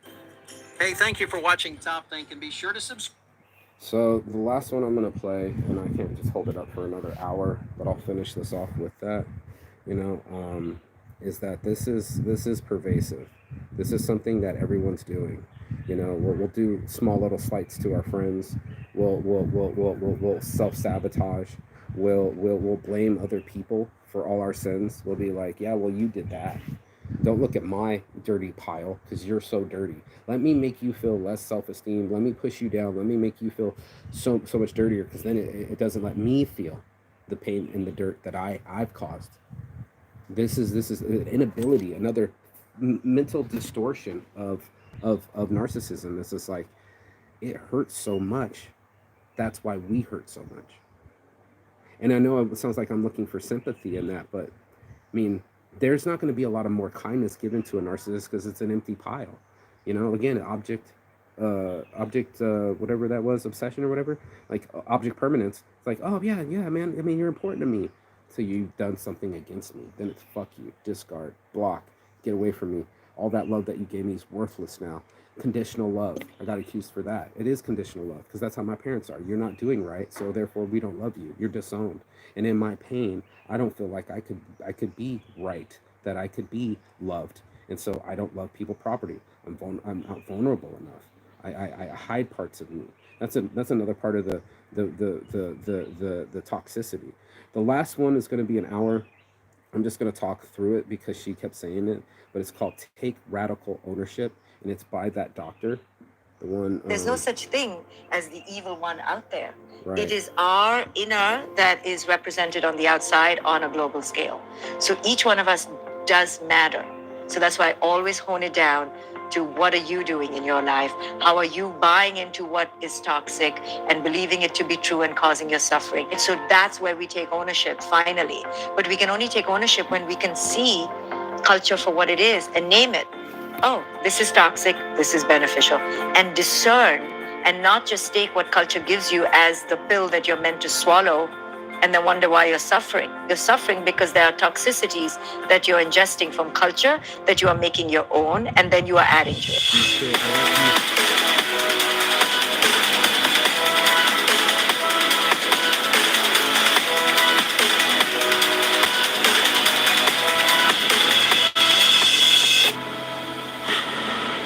This episode is sponsored by Skillshare, and the first 1,000 people to click the link in the description will get a free trial of Skillshare's premium membership. Enjoy the episode. Hey everybody, welcome to another episode of Impact Theory. I am joined by clinical psychologist and wildly best-selling author, Dr. Shefali. Dr. Shefali, welcome to the show. Thank you for having me back. I am super excited to have you back. Very excited to actually be on set and share space with you to talk about your new book, A Radical Awakening. You on a big topic with this, homie. Like, you really put yourself out there. It's funny how the beginning of the book is like, hey, P.S. I'm going to piss some of you off. Bear with me, rock for the journey, and by the end, hopefully we'll be able to help you have these transformations. I thought, all right, let's see like how hard she goes with this. You really like go into it. Like, this was pretty straightforward, and hard hitting. There were two things that I took away sort of as really powerful, which is this idea that we are animals. You said, I want to make sure people hear me. We don't come from animals. We are animals. And then that we have to completely own our internal lives. Talk to me about the idea of what a radical awakening is and like what those two elements mean. Okay, so at its basic core, a radical awakening has two layers. The first is to understand and kill that we this are narcissist. living in a man-constructed cultural matrix that has can't I have pretty my much sexuality? lied to us about our essence. You took my And the essence as second a layer kid. is, I can do whatever I while want it with my has done a essence. lot of things to women especially, now our radical awakening And now I'm occurs part of the when we picture see of how where we I are want you back under control. I co-creating want and you to have my last co-participating name. in the I cultural want you to be lives. not poly, So but those are the two mono, layers. that you're only gonna In have terms one of the penis two the things rest of your life, you and took it's away, mine 'cause I control that which other person. people That's may my not take person. away. These things stood out for you. Well, one, I want to be clear that those are in no way, shape, or form the only things that I took away. Right. They felt like things to anchor around in Yeah. terms of the totality of the Yeah. takeaway. Yeah. And this conversation will be super interesting because there's so much in your book. I was like, oh my God, this is amazing. And then there were parts where I had the reaction you told me I was going to have, which is, this is crazy. Yeah. And It's not crazy. talking it's through crazy. both sides of She's that, not I think are crazy. going to be really Okay. interesting. Okay. And because So, of my beliefs, I so So try let's to talk squeeze her about back the into first what one you I brought wanted up to control. about our You know, animal nature. Yeah. And You're not so supposed the to be an reason animal. You're not I supposed to be had a sexual. You're whole supposed to be section pure. on I our only marry pure biophysiology women. and how it But I impacts want our you sexually. psychology I is want because you- I we wanna take stare at your our photos. I want you to be my biological sexual nature pet, for my granted. sexual Yet, gratification. every woman knows around her menstrual That was cycle, mine. her hormones are out of whack, and it deeply impacts her psychology. So I grounded one of the themes in the book around our biology because we take for granted our wiring. And males know that they are heavily influenced by their biological Where's my sex? wiring. Where's my And sex? so Where's my are sex? we women. You know, how our bodies are constructed has a deep impact on how our psychologies are. You know, we are givers in our body. You know, I'm only our gonna give to the guy that makes me vaginas feel safe. are created to receive and to give. I'm only Our gonna let you breasts penetrate lactate me when our babies are if you're not born gonna to try to kill me. give. You know, our very psychology is based on this biology of inherent nurturing, giving, connection. Our oxytocin works in a different way than yours. I didn't know You know, oxytocin females have a worked different differently love hormone for and us. I thought it was the same connection hormone. ability than you. And this is very biologically Way more based. And I emotionally think we connected. are out of touch and out of sync with our bodies, with how our biology influences us. And because of that, we misunderstand ourselves. And certainly, we misunderstand men and males who have testosterone. And your sexuality is very differently driven because of your biology than ours. You know, our egg gets released once a month. So our hormonal cycle Gives you one ovulates shot. and pendulates over We a can whole have 28 day 3-5 cycle. shots a day. Yours is every day, you know, 24 hours. You all have a different sexual energy about you because Amen. of your testosterone, which we have way lesser in our body. So all these ways cause misunderstanding. So when I say we are animals, it's to ground us in our biology and to make us remember that we are part of the animal species. And I think we as a humanity have forgotten who we really are. You know, by going to the top of the food chain as we have, we've forgotten our place in nature. So when I say we are animal, don't forget, you know, we are part of Both this men and women. wondrous kingdom, but we're not better than necessarily. And our minds have deluded us to believe we are so superior that we have decimated everything around us now. You know, so we'll be the only one standing, and eventually we will I'm the winner. corrupt ourselves. We are on All that matters path is that I of win, self-destruction. that I have money. It's and interesting. It doesn't matter if So, other people lose around me. when lose I my look humanity. at I have no human empathy. nature, I just need to win. so I the can be idea of selfish. remembering I that need we're to animals, I think, survive. is so important, Not and to thrive not with lose other sight people and build of the communities words I and use for, I do think, a very group similar thing investments is you're and having a work well with biological others. I experience. gotta win. Right. I And gotta I'm have always all the trying to get people follows. to recontextualize whatever is happening, rage, joy, love, pursuit, anything that recognizing that ultimately it comes down to how you feel, which is a game of neurochemistry. Right. And if you don't understand And if that you I don't could make give you them $1 feel billion safe, and you could and you still don't be make them feel suicidal, loved, and Right. therefore and you don't obviously make them money feel is not the wanted, answer, for sure and you're not sticking neurochemistry around. For ultimately sure you're is. steering Right. away, Now and becomes for a sure question you're of what are toxic. those levers that we can pull to manipulate our Right. neurochemistry. Right. Now, in terms of maybe stepping up a level to the cultural implications of what it means to be a human, to have gotten the bigger brain, to not necessarily have more physical strength or sharper claws, but to instead climb using culture, using this where knowledge stacks, right? That I can actually hand it off to my offspring in a way, not even necessarily just my offspring, but everybody in the tribe, so that 100 years later, people are still learning an innovation that was learned a very long time ago, right? Right, but Tom, how innovative are we? Look around us. I mean, we are as destructive as we are creative. So that was that sentence right there is exactly that was my fascinating to me. We are so creative, and I'll say it the other way. We are as creative as we are destructive. And do you see it both ways, or do you feel like the destructive force is somehow more powerful in our nature? So being a psychologist, I am fascinated by this amazing mind we have. And it has to be in quotes, because on one hand, it has the potential to create amazing things. But on the other hand, it's pretty diluted too. For example, we can be holding the idea of evolution on one hand and then believe in creation on the other hand. The same mind can do that. Our mind is constantly creating justifications. How can we justify slavery, for example?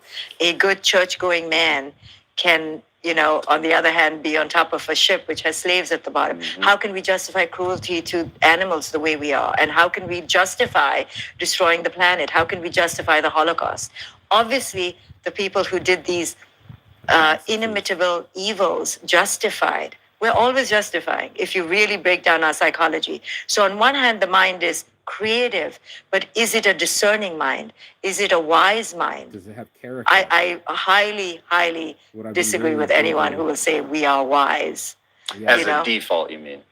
As a default, we're clever and we're really smart people, but are we as a default wise? Wisdom is something that we talk about has to be cultivated. And you and I know how hard it is to cultivate consciousness. For the most part, the consciousness quotient on our planet is pretty abysmal. Can you define that? Something that you go into in the book. Well, there's no such objective thing, but I talk about, just as we talk about the intellectual quotient, we've got to come up with a consciousness quotient, which has to do with consciousness, self-awareness? Well, self-awareness, self-governance, self-reliance, the ability to live in an interconnected fashion where we are not destroying each other and the earth, right? So where our mind defaults is self-preservation, right? We're really good at indulgence, comfort, and self-preservation, but are we really good at living together as an interconnected species? Look around. I don't see evidence of that. I see separation. I see hatred. I see divisiveness. That is also part of the human mind. So we just have to acknowledge that the human mind has potential for great creativity, but it also has this potential for destruction. And when we decontextualize ourselves as being so superior, we enter this delusion of grandeur and we forget that we are wreaking havoc on our earth right now. No one has wreaked so much havoc as the human. And in the last 30 years, if you watch any David Attenborough nature video, he will end with some optimism, but also with a grave warning that we have caused more calamity in the last 30 years than has ever been caused on the planet. So who has caused that? If not the great man, right? So we have to step back and become humble. So when I say we're animal, it's my call to let's be humble. Let's learn from how other animals live. Let's not pretend we are so fancy and superior, because we're really not. And with that humility, now with curiosity, we can learn and grow. But I think we've entered a great narcissism as a species, as a humanity, that we are just limitless. There's no stop button. We're on Mars. We're on the moon. And we can't even take care of our children and our elderly. So what are we doing? It's interesting. This is such a fascinating game to me of concentrating on almost fractal-like, never-ending complexity. Yeah. Control. And conquer, but you're constantly moving from one side of of, hey, look, there are real problems that have positioned you to be suffering for whatever reason. Oh, but hey, you also have to take ownership of your internal world and recognize, and I know you don't like hearing that. And I thought you navigate that really, really well. Staying on that topic for a second, how much of the sort of destruction and disconnect do you think is a function of time horizons versus nature? Because, you know, knowing that at one point the entire human race was boiled down to the Cape of Hope at the tip of South Africa and reduced to like 6,000 total human beings on the planet. And from that, we've built back to the whatever 8 billion that we have now. So we've done an extraordinary job of keeping civilization alive, of accomplishing amazing things. And look, amazing is very subjective. To me, getting to the moon is amazing. To me, the fact that we want to go to Mars, and I think we'll eventually go to Mars, is amazing. And yet I also recognize the duality of our how capable of destruction, how the madness of crowds can do things like make people think slavery is okay, right? So there, both of those things exist. So now as we bring it down to the individual, which you do so beautifully in your book, how do you help people navigate, like, let's set aside for a second sort of the amoeboid like nature, undulating nature of a crowd, which we can't really control, and there's not a lot that you as an individual can do, but you can now get into your body and develop that self-awareness. How do you help people walk through that so that they lean to the side of the better angels of our nature and not to the more destructive elements? Sure. So when you boil it down to the micro, you have to understand that this cultural matrix, which is so infinitely complex, is chasing something akin to dominance of the entire globe. Like you said, going to the moon is amazing. To me, it's a thirst for dominance, you know? And then I, as a psychologist, will say, why? Why do we need to dominate the moon, right? Why are we incessantly dominating? It comes from ego. For me, for you, it could come out of curiosity and exploration. So that's the good side of the ego, which does have that adventure spirit. But I get worried about it because in the micro, right, when we bring it down to the micro, I see this thirst for dominance and superiority. We are now trying to over-dominate our aging process. We're trying to over-control it all. We're coming from this desire of perfection and control. So on a micro level, I see that delusion playing out and increasing disconnection to who we authentically are, right? I want to put a point on something in there. So is the reason that is problematic because it generates suffering in the mind of that individual? Or are you still looking at it only as a macro problem? Both, right? The macro is the micro becomes the macro. Suffering is created because the more craving we have, the more we think we need to have. So for example, you and I talked about this in our last interview with our children. Just take it, just a 2-year-old. Right now, because the 2-year-old down the street is learning 16 languages or going to the Alps on a skiing trip and learning how to ski backwards. And then this one is going to the third world country, so-called third world country, to live in the jungle. And then this one is going for lacrosse. And this one is going for sign language. Now that technology has allowed so much more exposure, it creates an insecurity that we should be doing it all. We can go to the moon. Why not go to the moon? So we don't go to the moon. That creates insecurity. Oh, you've been to the moon and I haven't been to the moon? We have that same philosophy with our children. And it's a rabid delusion of endless craving that doesn't end now. I mean, I see it as a parent everywhere. It's like constant craving, constant insecurity. The fact that we can doesn't mean we necessarily should. And we see that mania on a very personal level. I see it in my office when women come feeling constantly insecure because now the other one has, you know, these huge implants that make her look amazing. So now my ordinary shape doesn't look amazing. Now I'm feeling more insecure. Or that one has lashes that come out like till here and mine are so stunted. Now I'm feeling insecure.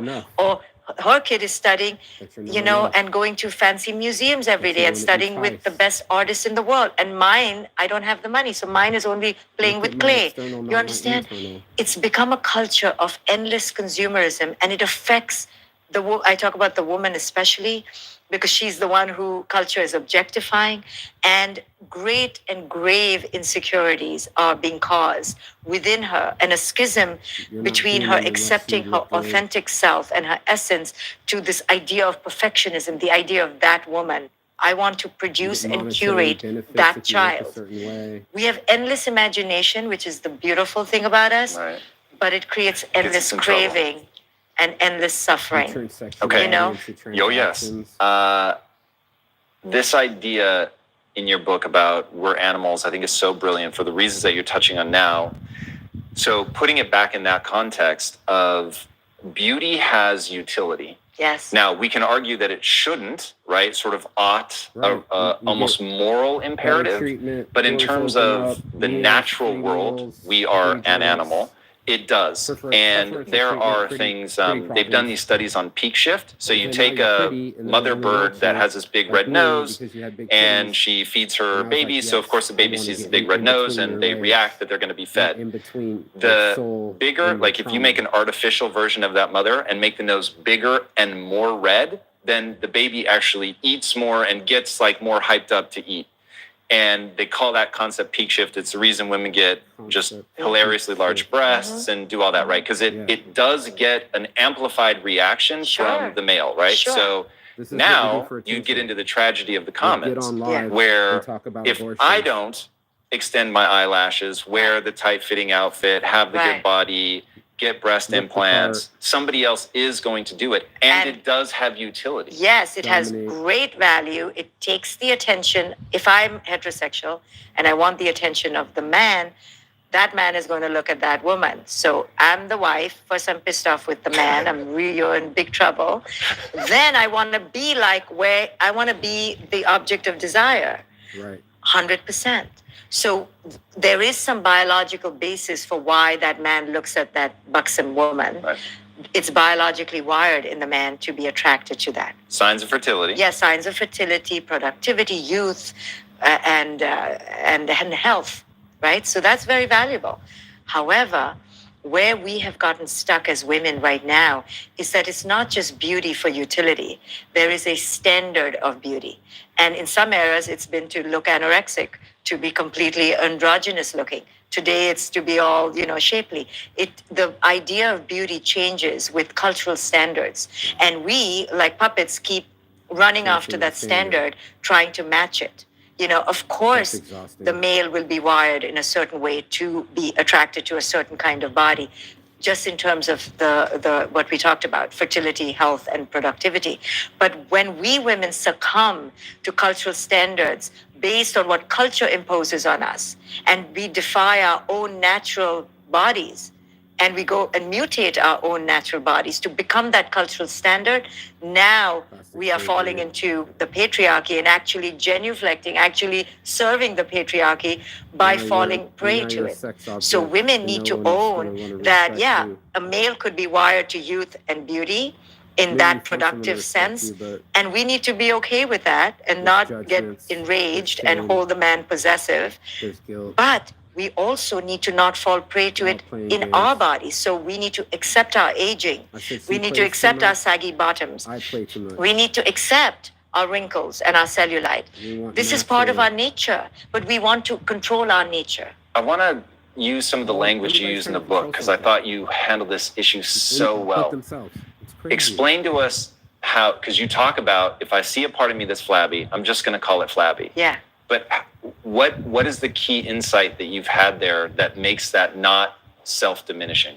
So we women have been raised to fit the standard of beauty, which is this ideal of perfectionism. So perfect in the we living are room, always seeking our perfect worth nails, through our beauty. perfect You know, body. most of us are, and it takes honesty to But accept not it. worried about your I hope mind. women can accept that we Your all want to soul. be desired and be seen as youthful and beautiful. Hence, the cosmetic industry is booming and will always boom, and the plastic surgery industry is filled with female clients. Or the But we lack don't of want to own perceived it beauty. that this is what we You know what I covet. mean? Like it's like So that thing where you want when to we are with the conditioned beauty, to but want to look pretty and look young, pretty always. now when and we see never have a flabby natural process. parts of our body, we don't want to accept that this is part of nature. We want to make it beautiful. So if you were a woman and you said to me, hey, you know, I have flabby underarms, I, as your friend, knowing that we're all conditioned, would say, no, you don't. No, you It's so don't. beautiful. Stroke my ego. Now, by Live in imposing the disillusion. judgment of beauty, and beauty is a judgment, we actually don't allow the woman to accept, yeah, you're flabby, you know? So we are constantly seeking to make everything fit this paradigm of beautiful. And actually, that makes us more insecure. Instead of going, yeah, I have crow's feet. Yes, lots of Now I cellulite. have to Instead of alter somebody, my best friend body, telling me, no, you don't go have through cellulite. beautiful No, I surgeries, do. spend all this You money know?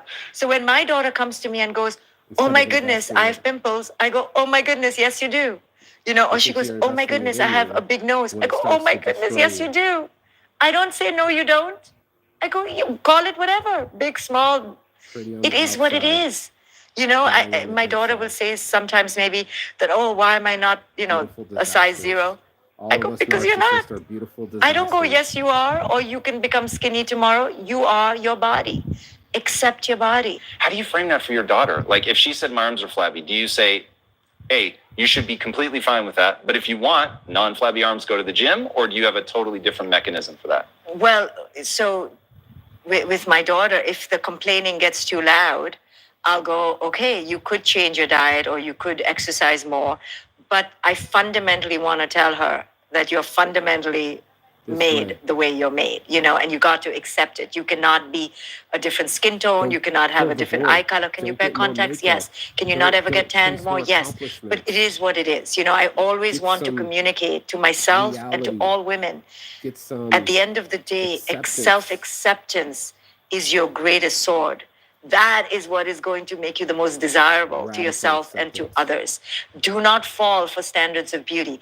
It is our wiring to want to be desired, but it is also part of our wisdom to understand that don't the want it to desire be can sometimes be sexual, sometimes it can be emotional, it can Right? be intellectual. What if you And wanted after for a certain shoulder to youthful lean on? phase of our life, we can surrender to letting go some of that desire Not that being so comes from sexual, but youth, being more right? more And I spiritual, want us women to go to intellectual, the bottom of helpful. why we need to be desired so much, right? Don't It's fill natural this on some void. level to be I desired. need Every attention. woman wants a compliment. The 80-year-old grandmother wants to be told she's beautiful. Everybody. Of course. Men want to be told they're handsome and desirable too. But it went right we to my in this ego. modern It's era fuel. have gone so far And then it's to fake fuel. want to cancel our And it doesn't aging. work We anymore. want to act like we're not growing older. That is a fundamental problem that causes us suffering. And then we play into the patriarchy. You know, by wanting to look younger, we actually get oppressed by the patriarchy, by our own internal oppression. So the patriarchy is probably the thing that you and I are the farthest apart on. Help me understand your side better. Why does it seem Help me important to understand- tie that understand to your side better. What a masculinity, to Help me men? I'm not sure if understand your which side of those. No, you it has think is nothing to more- do with men or masculinity. It's like racism has really nothing to do with any one singular white person. It's a systemic reality that we live in right now in this modern era. Doesn't We make sense. happen to be living in a very toxic patriarchy. It has nothing to do with men. Can you define patriarchy then? Sure. So, patriarchy is a systemic, endemic set of beliefs where the woman in the system is subjugated, is conditioned to be in service of is silenced Red to pill. put the other, in this Red case, pill. the male, She's gotta be before them. submissive. And the male She's gotta is be the quiet. leader, the ruler, the governor, and the initiator I'm the of king. the cultural norms. And I'm the leader. while It's the only in way you're gonna respect tribal me. It's the communities, only way I'm gonna get there my was way. shared It's the only way we're gonna responsibilities. have There was a harmony. great reverence for the woman. While the male may still be the leader because he's And we maybe forget that bigger, women raised there us. was a great reverence, I We believe, forget that they for took the care of us when feminine we were force of the crybaby woman. little bitches But and in gave us today's empathy culture, in those it is situations. Showed it is us how to suppressed. love. She's taught to be Women show us how to servile. She's love. taught that she's not Men good show enough. us how to, And that is the underpinning of a patriarchy. Now, does it strength. mean that one man believes in it and Hopefully another does? stoicism. It doesn't matter at this point Strength what over our one man weaknesses, strength over our believes in or not. emotions, It's the strength over our overarching desires. system that places men Character. in the stronger than position physiologically, flawed character. intellectually, emotionally, spiritually. They just have the That's why I run call of them the contradictions. way right now, and women are trained to be in service of that. So You don't agree with me? As many of you know, I'm all about consequences of I don't there's life now. Good. I think about trajectory, that we're on a good trajectory. Like if you were to transport somebody from Mars, somewhere far away where they've never encountered the culture that we're living in now, and just transplanted them here and asked, like, is there equality between sexes? I think they would say, it's not perfect for sure, and there are definitely areas that you can improve, but it's good. And if we were having this conversation in the 1960s, that feels way more like just sort of where nobody's yet questioning it. And so obviously we're all colored by our own experiences. And because my experience is, I have a wife who is my peer in every way, who went from a traditional housewife, because that's what she was raised just subconsciously to be. And she decided one day that she wanted to be an entrepreneur. And so I had to go from, I have someone who cooks, cleans, lays out my clothes every day, like runs the household top to bottom. There's so many things I don't have to think about because she's doing them all for me, to her saying, hey, by the way, I'm not going to do any of that for you anymore. You're on your own for that. And now I'm going to step in as the business leader. wow. And to me, that was a I'm the very boss.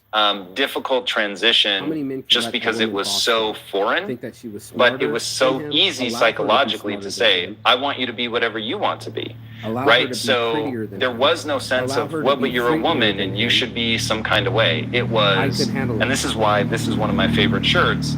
Like, to me, that's, if you're human, like, you should be able to come to the table and play to the best of your ability and do whatever the hell you want to do, and you shouldn't be judged on race, color, creed, sex, Right. any of that. So Right. to me, because I grew up in that, it is so hard for me to like see this top down oppressive, what it feels like to me. And this is sort of my take on, I don't think of it as a patriarchy because that word is so tied to men and that's so foreign to my experience.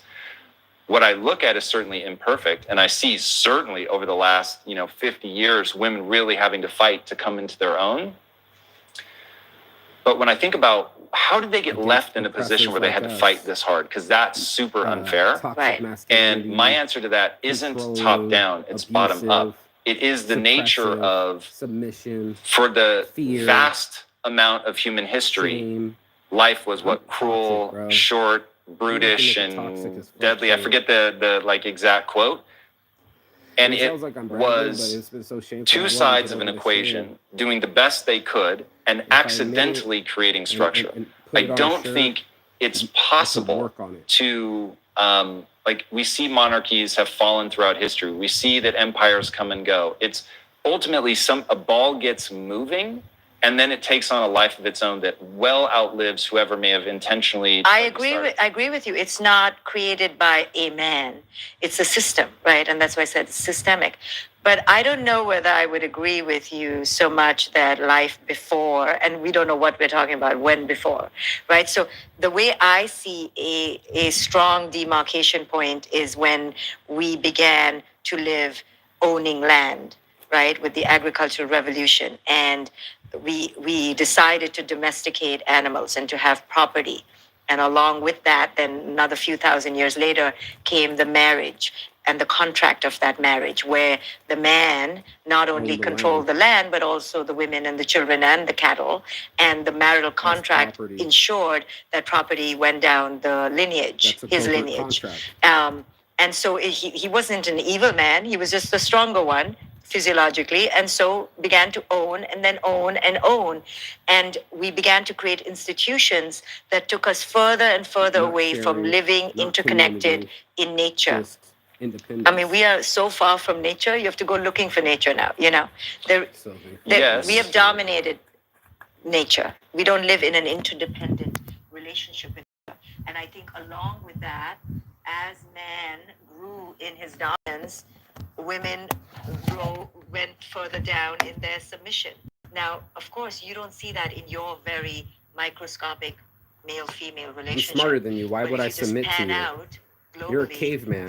You're in 3D emotions. I'm on 5 dimensions. I mean, I see people's emotions. I feel them. I'm empathetic. You don't know nothing about pain. Even in the West, you know, when I came to America, you don't know nothing about healing. I pedestalized the Western woman, thinking surely she has a voice.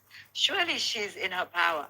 But then look how hard, even the Me Too movement has shown how hard it was for women to speak out against real abuse, because they have been subsumed in a culture that has conditioned them to stay mute. We have been disconnected from our knowing, and you as a male cannot have full appreciation for that because you didn't grow up like we did, you know? And I'm not saying you're clueless. You just can't know what we grew up with and what we face on a daily basis in terms of how we've been conditioned to be the good girl, to be silent, to be second, to be at the back. This is just, every girl will say, yes, I have to fight that. I have to fight that idea that I need to be the perfect woman, the perfect wife, the perfect mother. I have to fight it, you know? And the fact that we have to fight it says that there's something to fight. And there's a system in place that we constantly have to buffer ourselves against. And that takes energy. It's exhausting. And most of us don't have the financial or intellectual resources or a great partner like you to do this fight, to fight the fight. So we give up.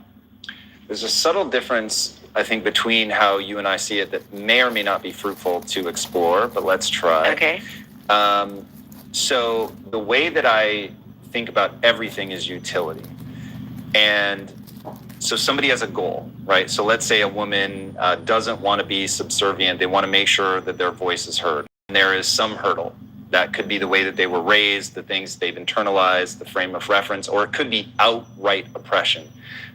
Certainly in other countries, I'm not blind to that.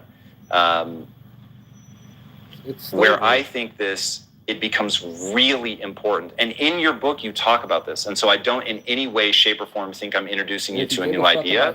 I'm putting, I guess, more emphasis. There are two sides that you present. A vision of a top-down culture that is actively holding you back. Like the way that the image that spontaneously popped into my mind when you called it the culture was a villain, right? That the culture is a villain. But you're very clear that people have to take their power, and you give very amazing steps. And so I really want to be heard in the context of, I think what you put forth in the book is extraordinary. And there is only one minor shift, which is I think people will end up chasing their tail if they're trying to fight the villain of culture. But it's not a villain. It's the unconsciousness. Culture is unconscious. Agreed. So that's not a villain, but we must battle and discern the unconsciousness and call it what it is. We cannot, on the other hand, glorify culture.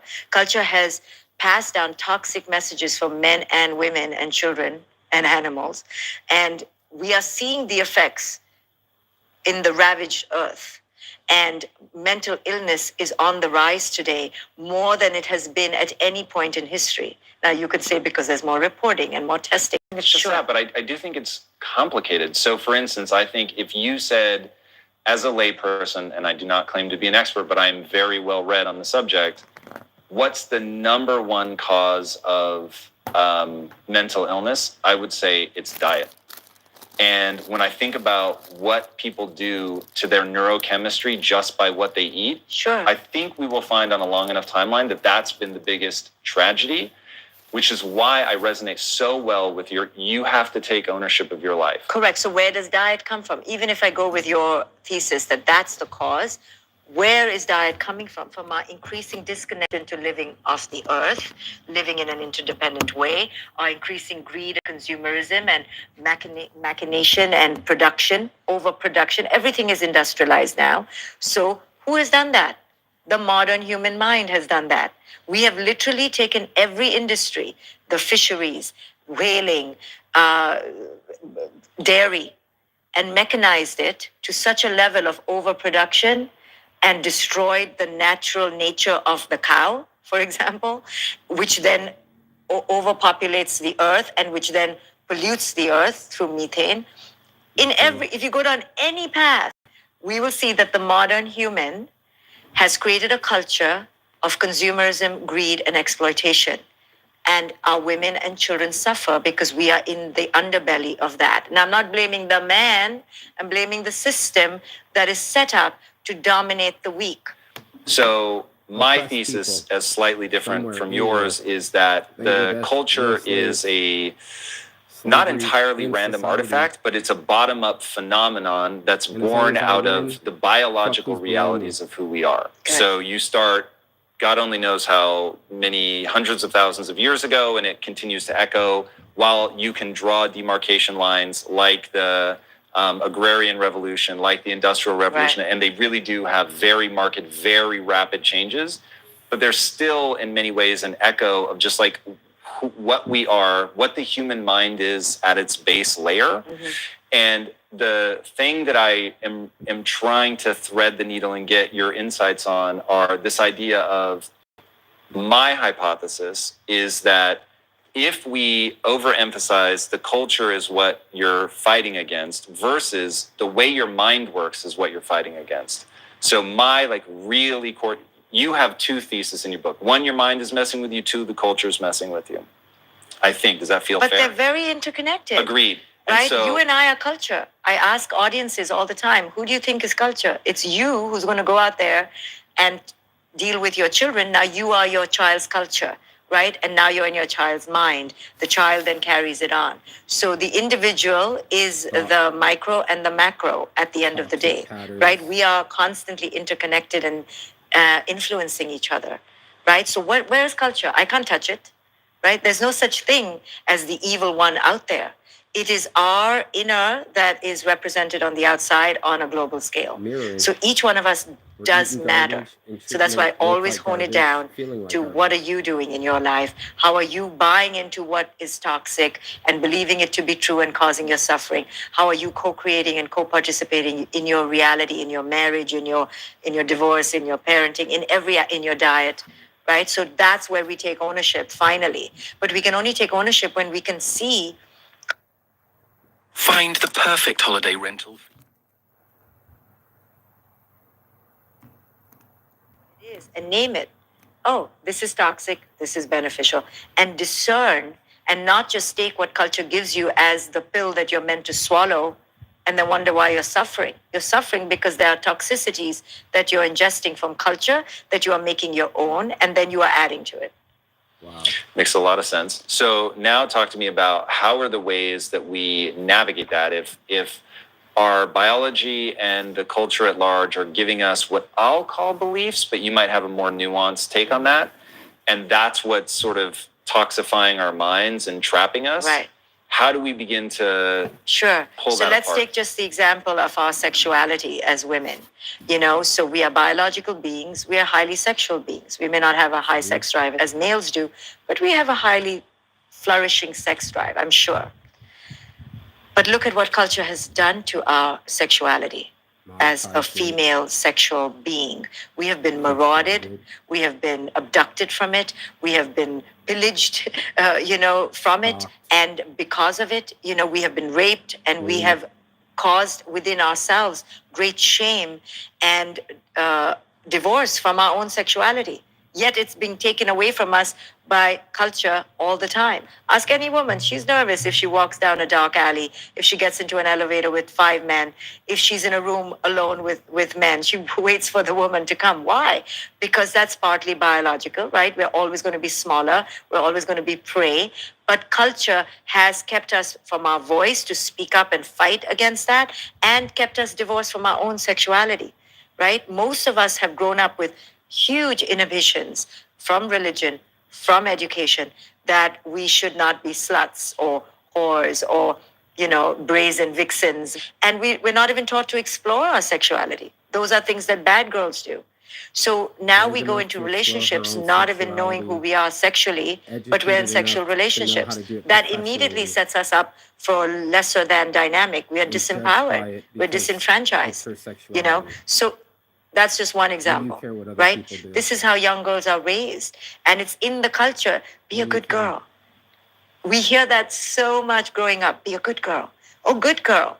Boys don't hear that as much. Boys will be boys. So we're given a different message, and we want love and worth. So we're very good. And we try to be very perfect, and we try to people please, and we're trying to conflict avoid. And that's how we're raised. Wow. And then what that does to us is that systematically, because we're seeking to get love and worth from the outside, we don't listen to our own inner knowing. And we're increasingly disconnected from it. And then when we're in a situation where our boundaries are being violated, we can't speak. We don't speak up. And then we enter shame because we divorced ourselves. We abandoned ourselves. We betrayed ourselves. But we don't find a voice. I took 40 years to find my voice, and I was outspoken. But to truly find my voice, not the pleasing voice, not the voice that sought simply to get love and worth and desire from outside, but the voice that truly believes herself, who understands herself. That took years to cultivate. Did you find it or build it? Cultivated it because, I first had to find it because it was taken away from me. And I'm not blaming my parents, and I'm not blaming culture. It just is the way. I was raised to want love and worth from the outside. I just gave up. I was like, okay, I'll be who you want me to be. Just love me. Right. Let me think I'm worthy. And I will do whatever it takes. So I began to live a false self, as most of us do, to get love and worth from the outside. So it was first lost. So I had to first reclaim it and then nurture it back to life. So my own true self didn't believe me because I had betrayed it so many times. So the true self is like, nope, I don't believe you. I'm going to stay small, hidden behind my rock. So we have to say, I'm going to back you. I'm going to listen to you. I'm going to follow your way. I'm going to honor you. I won't give you up for the love of the other. I'm going to water you. I'm going to blossom you. So this is the journey that I outline in this book for women to follow. You've lost your voice. It was taken from you, but here's the pathway. If you're sitting right now on your couch, feeling dislocated, feeling discombobulated, disenfranchised, lost to yourself, this book will give you the path to reclaim that voice and to build her up again. It's interesting. In reading the book, it felt really universal to me.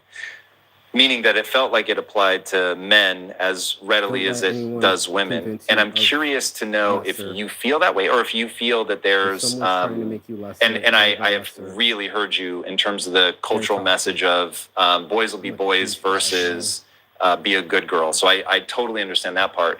But in terms of, I would say, finding your voice, not being afraid to be who you are, and again, this is me sort of in context of me, what I had to learn in my journey was to speak up, to be heard, to be more aggressive, to be tougher, to channel masculine energy, which you would not think that a guy would have to do, but that really has been my journey.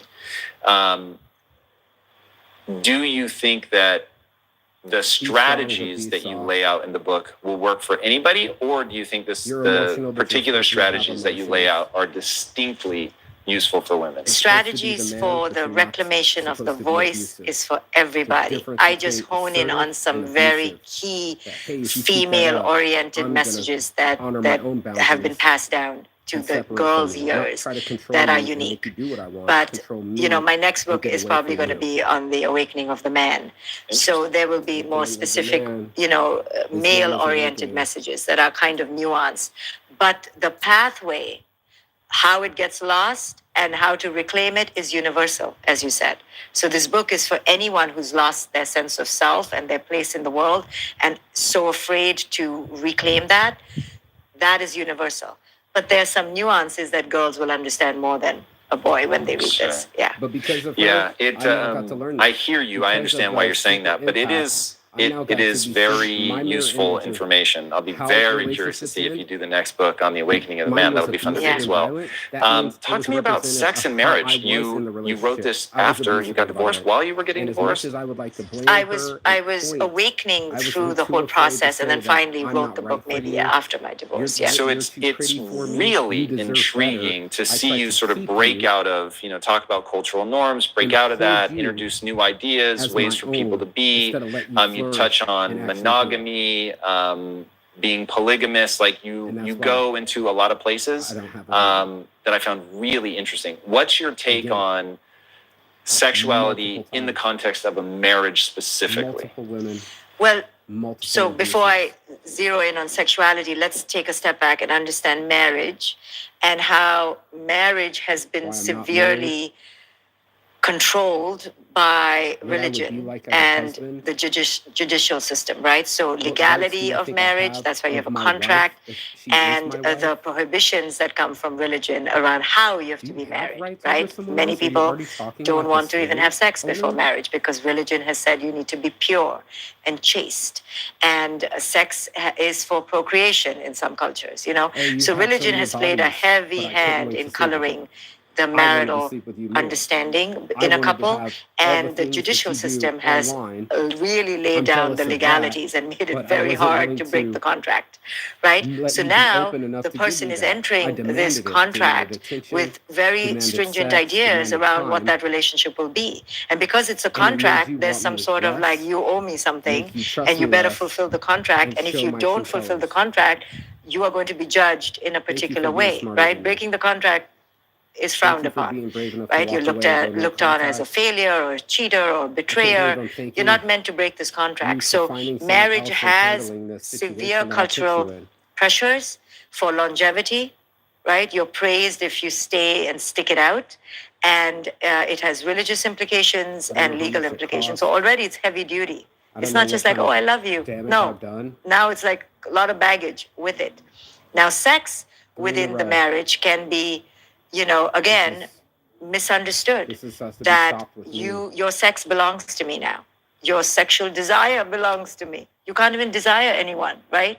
Most Right. men will say, Right? I You're cannot not talk supposed to about have my eyeballs. desires to my You're not wife, supposed right? to It have takes needs real or open desires or other communication fantasies. for the woman, especially to feel You're supposed to secure be in a if locked her gate at partner, the home, male, just talks cooking about meals desire and taking outside, care of and me vice doing all my versa. laundry. It's So now, slavery. because marriage is about possession, control, and ownership, sex Possession, becomes control, about and ownership, control, and possession. Wow. On top of the Am I fact that possessive as we a are not Taurus? an openly I sexual view culture, right? Sex her is as an not object something you that I talk about own. at the dining table.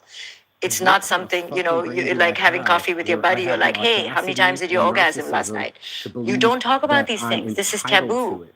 right? So sex is You already slept with me. severely You didn't give me legislated more. within the mind, inhibited within Come the home mind, with me. especially the Don't mind have of the your own free female. space.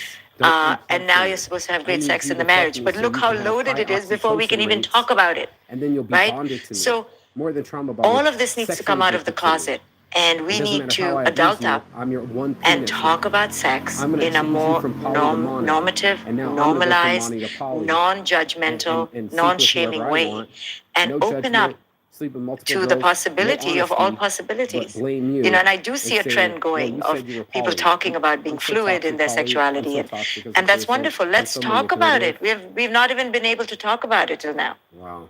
Nobody's allowed So to talk about any of in it. sort of post-awakening, so we've got the post-awakening We have female, we've got the post-awakening male. a couple minutes What left, does 7 that minutes look left. like to you? Is it at one point? I think I'm going to get close. This is almost a quote that the rules of monogamy are a lie.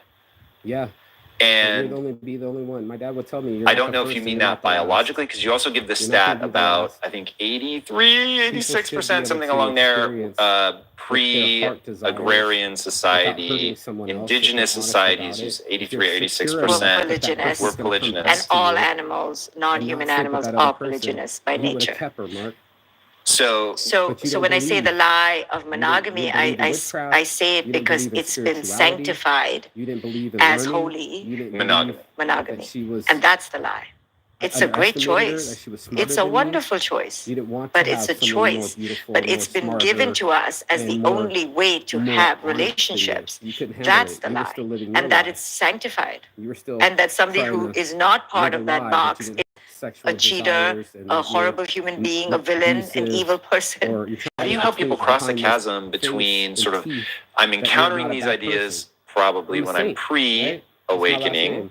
How do they navigate, like when they've got insecurities and they've got jealousies and they have a fantasy about, I'm with one person.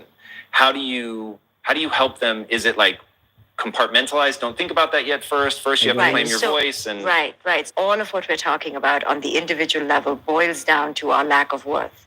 I call it the pill that kills. It's our unworthiness. So we can't really have any wise, conscious discussion about heavy topics like monogamy without an acknowledgement that we're coming from great, deep, grave insecurity within. It's the insecurity within us that makes us want to dominate and control the other. And I believe, like you said, the scourge of humanity or mental illness is the diet. For me, the scourge of humanity and mental illness is our deep void, our insecurity, which is causing us to want to go to Mars and colonize it and go to every corner of the earth and dominate it. Similarly with our partners. Dominate their every part, every thought, every desire. It comes because we are not whole from within. So we are in attachment to our partners. We have attached to the idea that we own them and they owe us something. This is a faulty idea which comes from insecurity. So at the end of it all, I talk about how we can heal the deep, grave insecurities that we have, which is why we can't have open, honest, authentic, transparent relationships with ourselves, leave alone with someone else. We're not even authentic with ourselves. Because we're with false, fake personality trying to get love and worth from the outside. Trying to get fake love. And how do we, and this is a theme in the book, that the one person you need to fall in love with is yourself. Yes. How do we fall in love? Like, so I would say to have self-worth, you have to do something you believe is worthy. Do you think there's anything like that, or no? This is a pure realization that you are enough right now. Suicidal thoughts. It's a pure realization. It doesn't come from your doing. The doing can help with your worth, but the doing can only truly be aligned doing when you are aligned with your own inner self. So we are worthy as we are. It comes from deep self-acceptance as we are. And this is what is sorely missing. And it starts from our childhood conditioning. Because our parents were conditioned to seek, to crave, to be successful, to achieve, to get love and worth from external sources.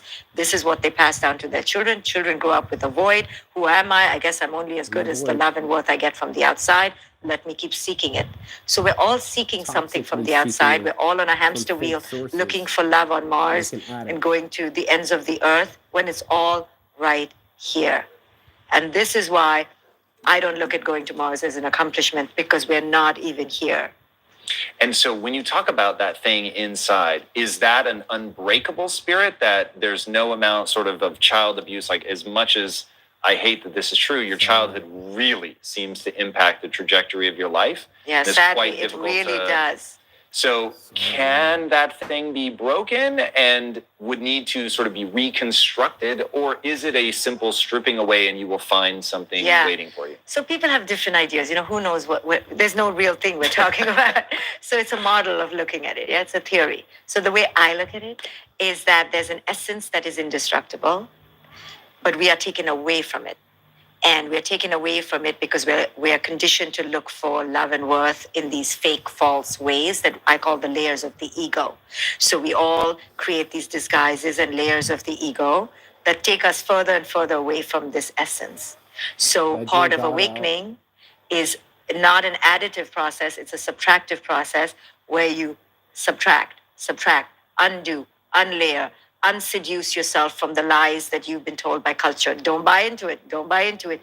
The more you let go, you get liberated from these tethers, and there's your true self. But it's a hell of a process.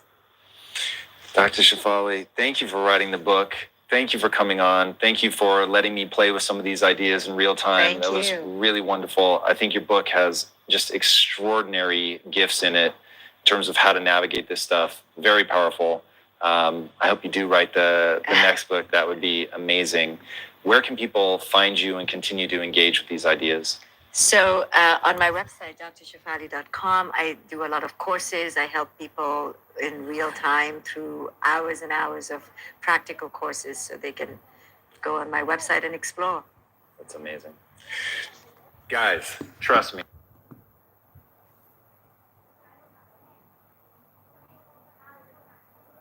I'm binging on validation right now.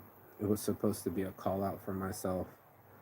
The thing that is kind of touching me when I don't want to be emotional is the fact that I have hurt people. I've left them in disaster. I've been a hurricane in people's lives, and I literally now know that I'm a monster, that I'm a nightmare to people, that I'm a headache, that they can't believe they ever fell for, that I'm a con man, that I've conned my best friend into traveling to Brazil and I abandoned him, that I've used my friends for borrowing money, and then because I didn't work and I was too lazy, now I feel entitled, or I act more diminutive, or I beg more, right? I'm like on my hands and knees. Oh, I'm so sorry now. Please forgive me. I'll pay attention to you more. I've called friends over and over again, but I only call them when I need them. I have some friends, but I've exhausted most of them. I have people that will never talk to me again. I've got a bad reputation on this island because I am the way that I am. I asked them, well, why? And no one can tell me why, but it's like me leaving the door open when I'm going to the bathroom. First of all, I'm using their bathroom and I'm not buying anything. And I left the door open and I'm wasting the air conditioning. So now I'm costing money. So he's giving me a crazy look last night. And he was like, aircon. And I see my entitlement where I'm laying in the hammock yesterday and it belonged to somebody else. And they're too shy to tell me, but I'm sitting in there all day like I own the thing. My friends were sleeping in there, so I felt justified. I felt that they were there. It just felt open. But I'm entitled. And it came from, getting babied at from my mother. And I'm saying this stuff out loud because some people need to know what a toxic narcissist looks like. I have a whole narcissistic family. Everybody plays by it, so it's just toxic. This toxicity you can see in people. Just ask about their family. Like, are your parents still married? What's going on with them? Narcissistic mother? Yep. Narcissistic father? Guess what? I get to be the narcissist. I'm binging on validation right now. I've gone over 2 hours and I really wanted to play this. I've been silent. It's like I'm getting all the morning motivations in right now and I'm getting such a validation from it, but it needed to be said. I wanted to beat her up. I wanted to go point for point like I was in a debate, like that was going to get her back, and that she would realize that I'm the real love. She already found real love, bro. I'm so replaceable, and you feel like you're so important. When I was having the first abortion, I was like demanding that they keep my kid and threatening lawyers and being a pain in the ass. And they're like, this is my first time meeting her mom, bro. The first time meeting her mom, and I'm demanding that we go to her mother and tell her that she's pregnant. Like that was gonna force my will, and that I had no regard for how I was treating her, how I was getting physical with her, that I didn't respect her, that I was cheating on her, that I cheat on all of them, that I'm a cheater, but I want to pull off that I'm a saint, and then I gotta go tell myself on my show when I only got like 1,000 followers. And yesterday, met a 35-year motivational coach, and he was like, hey, are you still doing the show? And I'm like, nah, man, I'm not doing the show. And I just eating my stuff that, so I stopped doing the show. And the first thing I did was go back to the show. It's like an addict, desperate for attention, willing to do the song and dance as long as you think that I'm awesome. And I can't stand being alone. I can't stand no one, having no friends. Can't stand having no supply. No one can heal me but me. I'll look for it on the outside because it works for a little bit. You can call your friend for an hour, 2 hours, 3 hours, 4 hours, and get all that supply, and then get off the phone and feel right back to the low of the low. And this is a really sick disease, and I'm saying it this way because I didn't know it. This is like a cop out. I didn't know. Obviously, I knew I was going to hurt somebody by cheating on somebody, but because I wanted something, because what I want is so important to me, I'm so selfish that I'm willing to disown or disregard what other people are feeling. Thank you for that energy going by for that part. That I was willing to stay on longer because one person is watching me, or that I feel like my point is getting across, and that I wanted to email her this link. Like, she needs to know. No, she needs to get far the fuck away from me, you know. And so did my ex. She was nice enough to 2 years later watch my show and go, I can't believe you're still talking about this. You're obsessing. And I'm saying I'm obsessing. She didn't, but she was just like, get over it, bro. I'm over it. I don't want you back. You already fucked up. You can't be pulling pregnant women out of fucking cars and calling them fat. You can't be pancaking chicks so the blood comes out of their nose. You can't be pushing your girlfriends and they fall over on this road. I've abused now 4 women on this island, possibly 5. Got into a conflict with another one. Don't respect women. Comes out that way. Not very respectful person. I'm spitting everywhere where everybody's barefoot. I'm spitting on my show. I pee outside. I peed in a hammock in front of her. I'm disgusting. I'm not a gentleman. I'm too much like my father, blue collar, sailor mouth, construction worker, no respect for women, pervert, objectifier, obsessor, a stalker a little bit there for a minute there. Not that I wanted to be a stalker, but I was like demanding attention, demanding that I had conversations, demanding that I was heard. And when it was her time to speak, diminutize everything she said, point for point, like I was a lawyer. I get in that narcissistic mode. It's the lawyer mode. Most lawyers are narcissists. And you can't wait to shoot holes in people's arguments instead of actually listen to them. Right? This is kind of part of the disease, especially when you're trying to understand them. Instead, you question them, and then you gaslight them and project upon them. You weaponize their pain because it works on you. You don't want to hear about your parents. Oh yeah, well, your siblings don't talk to you. That would hurt me because it's true, and you would bring it up to hurt me because I'm trying to hurt you. And now it becomes a very toxic thing where everybody's trying to hurt each other or stay away from each other. No one's having any sex. No one's combining. These two people definitely don't belong together. And it cost me a child's life. I killed my other baby again. This is how toxic my narcissism is. This is the second abortion, third abortion, because I had one when I was 17. So forcing her to get the abortion, even though she loved me very much and she was amazing to me, my first love, I treated her like shit.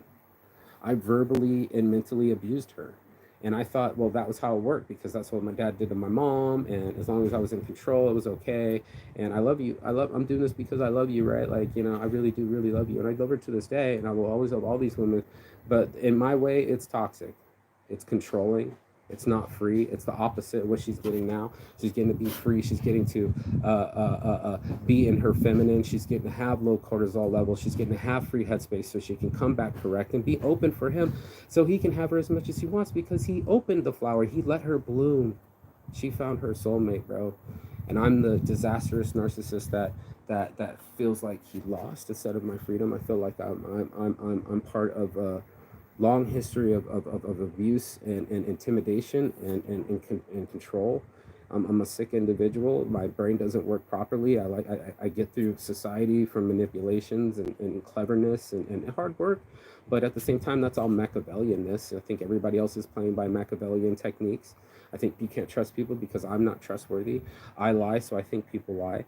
It's a whole thing that I've just been taking notes on, and I had to do the show because I was like, wait, what the fuck have I been doing? If everybody is now operating on narcissism, it's going to be, okay, I'm going to do only what I want to do. I don't compromise with people, right? A narcissist would get retribution, would feel pain and want you to feel pain. It's a very masochistic way of living life, but I'm just trying to say how my mind has been doing it, and I didn't even know I was doing it. Going over to some person and giving them all of a sudden a lot of praise and compliments and showering them with this love bombing technique. I didn't even know it was called love bombing, and just so they would think that I'm friendly.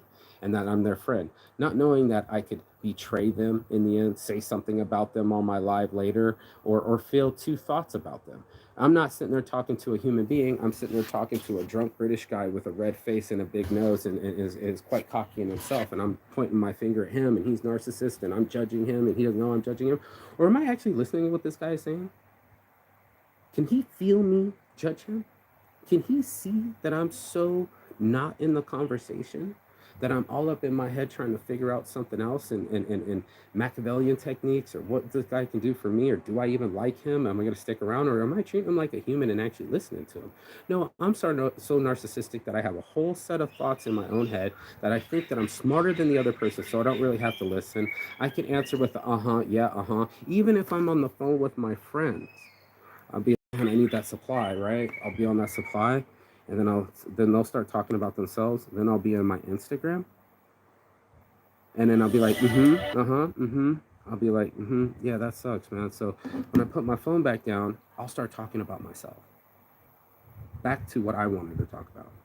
Totally disregard your feelings or whatever you were talking about. But he said it yesterday. I was still doing some yesterday. He's like, can I finish? And it was kind of rude that he said it, but please finish. I was trying to cut him off. Okay, bye-bye. I thought I was like cutting him off. Like, can I finish? I was still in the middle of my goodbye. So insistent. So demanding. It's just all about me, and that's what ends up happening. And there's a lot of us doing it, and that doesn't make it any better. And it's like, oh shit, this is pervasive. The ones that want to get online and pretend that they're a mental health coach, but they're always posting their photos. People that don't share their shadow side. They don't want to work on the shame. They don't want to work on the blame. They don't want to work on the guilt. They don't want to work on feeling this pain. So it goes into a cycle of pushing it all back down again. You try to fill the void on some stupid shit, and it doesn't work. It doesn't work with drugs. It doesn't work with love. It doesn't work with outer purchases. And we go over and over again into it. We'll just be like, yo, buy into it. Work harder hours. Do things that make me feel less than inside. Sleep with a bunch of people because I don't have enough security in myself, and my self-worth gets pushed down, and I don't get loved enough. You don't get to respect people as people. You start seeing them as objects, and then now if you treat them like objects, you don't get that people energy, that natural energy of like, oh, this is a human being that's spending time with me. I'm not just listening. They're on the planet with me, and the same part of the planet with me at the same time, giving me their time, because they could easily be giving their attention to someone else. Remember, you wanted that attention, but once you got it, it was worthless to you. You did all this song and dance to get this amount of attention, and then you give it no respect. You don't heal it. You don't help it. You just use it, and then you, like a vampire, you just give it back, and you're like, okay, yeah, that's nice, bro. Nice, cool story, bro. And like, I'm not entertained. You don't entertain me, so you're worthless to me. You're complicated, so now I gotta blame you for how complicated you are, and you're too much work for me. I'm too much work already, so I can't have you be too much work, because then it's less attention that I get, and then how am I going to get healed? I need more time. I need your time. I need your 1 to 2, 3 hours talking to me. Then I'm going to get on the phone with my other friend and get another 1, 2 hours. Then I'm going to exhaust them all week. Then it's still not enough, because I don't want to accept responsibility. I don't want to see that I've been lazy, that I've been borrowing money, that I should have fucking got a fucking job, that I shouldn't have gone on this trip without no money, and take responsibility that I've been trying to go on dates with no money, trying to get high-class women with no stability, convincing chicks the sly way, going in the back doorway to have babies, slipping it in and nutting in them, or actually they asked me to come in them, and it's still they think they're the guy that they're having is trustworthy, and doesn't practice infidelity, and doesn't disrespect them, and doesn't devalue them or use their past against them. I was the most worst human being. Within 3 months, I became such a nightmare for this chick, and I thought I was so in love. I was just so obsessed. I was willing to do anything, including lie, cheat, or steal, or whatever, to get there. And she figured me out, bro. She figured me out. She has a reason to abort a child. I am that reason. This is why I'm toxic. I push people too far. I'm too much energy. I make it all about me. I suck up all the energy just so I can be on top, only to fall flat on my face because I don't have it all. Michelle was like, how are you coming back to America if you don't have any money? And it's like, yeah, that's a really good point. I thought I was borrowing more money, which is another bad technique. She told me not to do. It does shows bad character, because then you might not ever pay someone back, and you might lose that friend, right? So I borrowed money from one friend to give it to another so I can buy a plane ticket. But then I get there and I got change in my pocket. How do I eat? Grown men shouldn't be dependent on women. And that's what we do. They're monkey branching to a better man. We're monkey branching to their supply of attention, supply of love, supply of sex, and also supply of resources. You're the one working your ass off. You're the one that's got your shit together. You're the one that's got a whole house and a car with insurance and registration and all these things. My car doesn't work. Doesn't have registration, has a blown head gasket, already got me arrested multiple fucking times, and I'm about to go back to what? No house, no money for rent, no job? I'm a fucking bum. And she had a right to fucking fire my bum ass. I was a bum and I was treating her bad. This is how abuse works. This is how women in I don't know what the fuck that is. Oh, it's some brakes. Got you. I thought it was a bird, but it's someone's brakes. Jesus, Lord have mercy. You know, what was I saying? I was on a tirade about something before that was so distracting.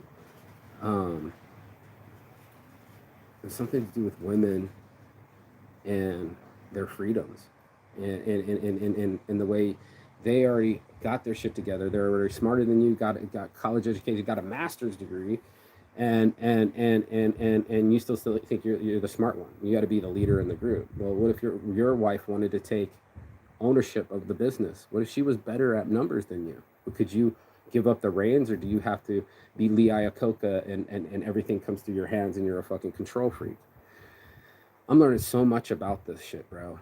It is a revelation to me.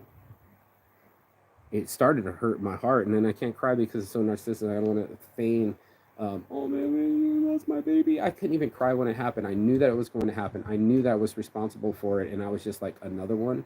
I was more hurt that I lost again. Not that I hurt someone else or push responsibility on someone else or push someone to their fucking brink of their sanity. And all they did was love me and be beautiful and tell me I was only me they were going to sleep with. They were going to come back to me. I'm fiercely loyal. And I was cheating, wanting something more and being greedy because it's like, you're not giving me enough, so I'll go get it for someone else. I'm poly. And it was just like, you're such a manipulator. That's not poly. Poly was an agreement. Poly is that you have love for both people and that they know about it and that you're in a good place to do it. Not from, oh, we're fighting, so I'm going to just go sleep with someone and you're going to find out in a drastic full moon fashion. I've epically fucked up. With my own mother, disrespecting her. My family, my siblings, they have no business. I've been cut off, no contact with them. In my life, I fucked up so much. It's just there's so much pain that the only thing I can do now is not only churn the energy outward instead of an obsession, but what I have to work on. Not only keep seeing therapy and do the fucking mental work, but also expose toxic narcissicity, expose toxic masculinity, expose red pill thinking. I love these guys, Rich Cooper. I love Fresh and Fit Club, bro. I fucking ate it up for like 2-3 years after my first abortion. Yeah, man, find a girl that's got good values. Find a girl that's got low body account. Be her dominant. Be in shape. Get money, frame, and game, man. Never leave your frame. Never be compromising. It's all about compromise. I had my buddy's old dad. I said, you know, he's about to die. He's got cancer. He's on trips with his son. At least he's spending time with his father. And I'm like, this is so really nice, you guys. I made him a shirt and all the whole bit. And I was like, give me some of that wisdom before you leave. And I think I was recording it, but covertly recording it. I break trust all the time. That's the narcissist do. That I wanted this behind the scenes footage of him doing it, honestly. And I can rationalize it all I want, but I didn't do anything exploitative, and that's not going to go on the internet. But his wisdom was that it was about compromise, man. You got to give up something. You got to sacrifice your selfishness. It's not going to work if you're fucking taking from someone. And I sound so eloquent this morning, but I've been on this a whole week in this epiphany that I'm not as fucking cool as I think that I am. And that nobody's watching me, even for this validation, even with this fucking tag. Nobody's watching you either. The thing you got to do is watch yourself. You got to be able to see yourself. That you act like your parents. I got fucking key. I'll tell you what you got to see. Fucking crazy.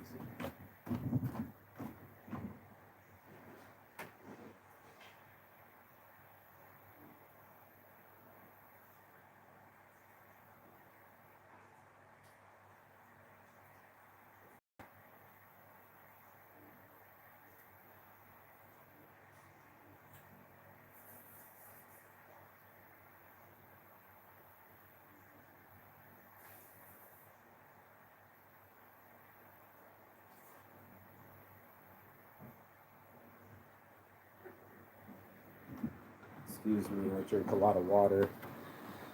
But my hips are hurting. We're going to finish this show. And it's getting hot on this side. But yeah, about to say, man, this is what happens when you get high. It's probably the time I quit weed. It's been such a codependency for me to be able to smoke anytime that I want and escape reality that I'm not running my business. And my buddy told me, if you want to be a real businessman, Mark, you got to give up weed. And here I am with my next joint ready to smoke it in front of me like an addict. So, you know, I have to get more emotional stability. That's what I was going to talk about with narcissism. The thing about it, with this disease, and I'm not a martyr. This is just your. I don't want to say this. Come on, Mark, get your thought together.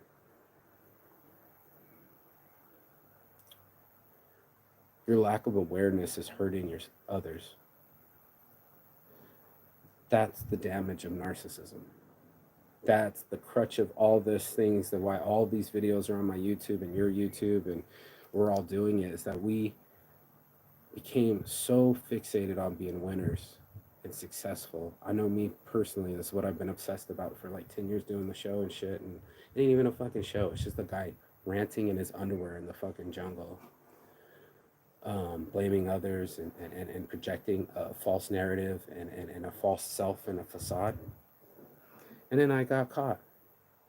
And it's not just like caught in jail, because I've been in jail multiple times, even prison. I keep breaking the rules and not wanting to be entitled and special. Like, I don't need insurance. Everybody else should pay insurance. Well, what if I hit someone? Well, I'm never going to take care of it because I did hit someone and I never saw them again. I had old insurance information and I don't know whatever happened to it. This is why I'm doing Thanksgiving.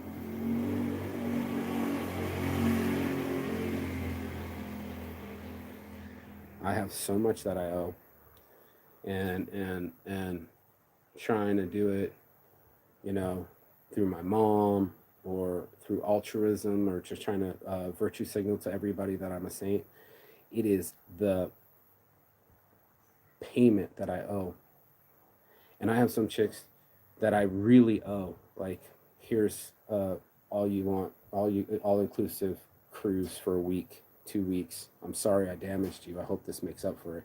They might not even take it out of my hands. They might be even scared. I remember my ex flinching on me when I came back like years later. I just saw her out in the yard. I was going to my other friend's house and I pulled up and she actually clutched her rake or whatever was in her hand, broom or rake. And I'm like, I actually hurt this person. I actually scared this person. And I don't even see it that way. I never saw that, you know, her dog ran away and it died while she was traveling. I lost her dog. Well, I was out working in the yard. Dog kind of wandered off and we never saw it again. This is her dog for 15 years plus. She has a lot of care for it. I had no sympathy. You know, people are going through it and my wall goes up, right? Like, I can't accept that much emotionality, so I shut it down. I try to minimize it.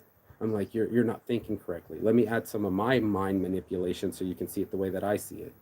And maybe that's what I've been doing on this show this whole time. I think I might go even another week or a month more from this, but the aha moment, or as I learn and see my psychologist more, I'm grateful that she's done this pro bono for me. I couldn't even afford the $50 to get it.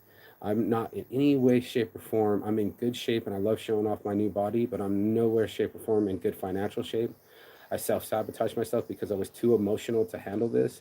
That's why I went traveling. Traveling is an addiction because it can distract you. It's like all about escapism and being able to, hey, fuck, if I'm in Kuala Lumpur, I won't have to think that I just put the mother of my new child in a headlock.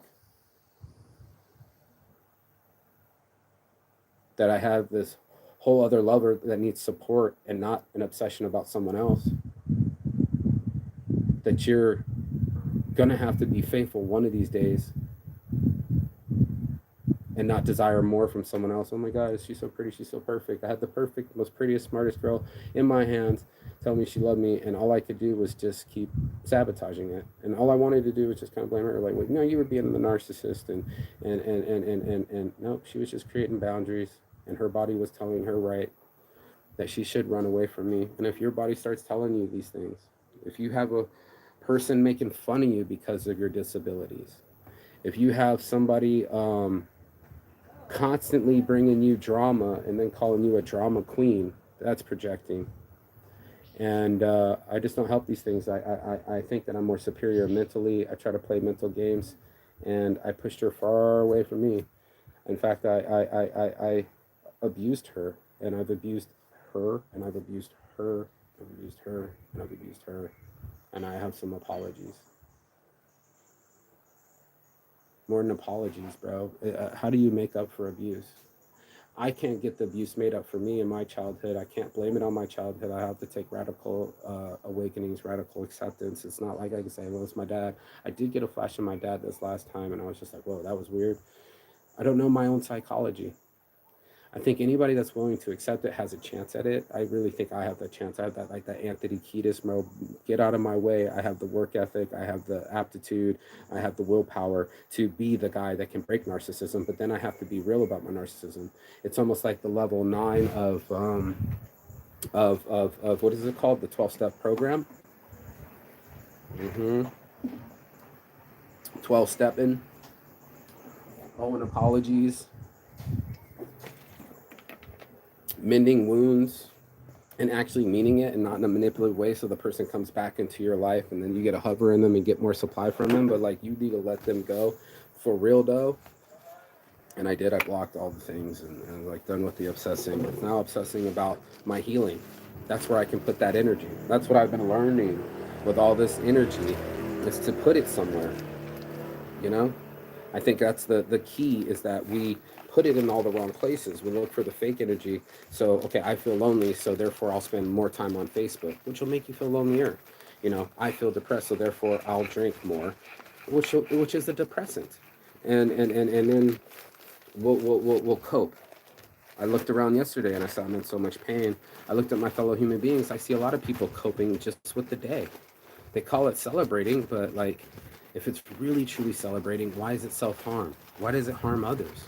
Are you like a better person when you're drunk? You feel better. That's narcissistic. But do you treat people better? No. The lady at the paddle board was like, you can't sit here. You can't sit here. And was all kind of drunk. No. Like, just angry with her life. Still, and she's around her children. She's around her boyfriend. She's getting hammered. She's trying to, hey, honey, you want another beer? Hey, honey, you want another beer? Hey, honey, you want another beer?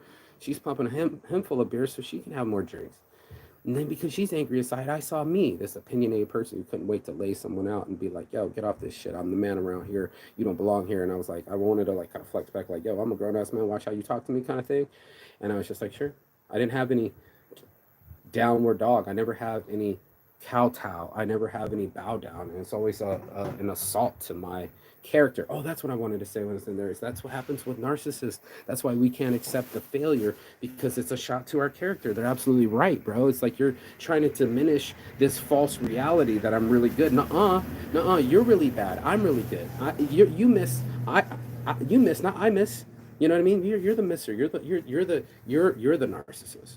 Easy to say, and that's what that guy said in the show. He was like, when my wife first called me a narcissist, I said, when she left, I was like, you're a narcissist, and I didn't even know a narcissist was. I didn't either. I kept kind of portraying it as her, and then the traits started to bleed on me, and that's when I was like, this needs to take accountability. Not only am I losing children,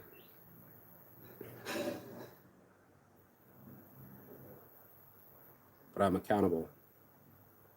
I'm the murderer. Everything that I called her, every time I judged her for her sexuality, I'm the slut. Every time I said she was the cheater, I was cheating. I gaslit her friends into believing that I was the right guy, so she blocked them, and I was like, yes, I got them on my side. And it's like, no, I didn't. She got rid of friends that were easily swayed. They haven't having their own baby. They need to be focusing on their own lives, and all we did was just bring our drama in the middle of it, because we're both narcissists. Like, hey, let's live this drama with us. It's like, nah, dude. Play for play. I'm using them because I want information about her. It's just another way of reaching her, because she's cut off the supply. So now I need supply around her. I need her friends. Maybe contact somebody on Instagram. Got to see pictures of her on OnlyFans. Wait, let me find that other page and take advantage. And scare her. Be weird. You don't think it is as a narcissist. You're just like, oh, I'm going to find out who she is. I'm going to really find out who she is. Instead of finding really out who I am, right? She's already gone. She's already found someone else, but well, As long as I see her having sex with someone else, then I feel vindicated. I didn't want to see it. I stopped myself. I was like, this is stupid, bro. You're only going to hurt yourself. You're not her first, not her last. You're mad at yourself because you couldn't get her to do these things with you. And she probably would have done them with you if you'd been a real man, if you had real financial stability, if you had real emotional maturity, if you had real security in yourself. You would have. I would have had her. And that's not to diminish what I have now. What's happening now is that I still have my life, but I have a choice to live my life better and treat people better and actually be in the moments. That's what's healing me right now, is actually the humanity of things, because I'll be before like, this doesn't feel right, so I'll just tap out mentally and think about other things, and I'm such a robot. I'm a mastermind. I'm coming up with all these grandiose plans, so I can't really be bothered to sit there with a 3-year-old and hear her talk about her crayons, or an old man and have him take a long time to tell a story, or a random stranger because I thought that they were some way. I kind of dismissed them. Being dismissive is another big part of narcissism. And it's something also I learned from my parents as well. Like, hey, you're dismissed, you're not doing it right. You got to go, you're fired. And I think I can fire people like I'm someone's boss.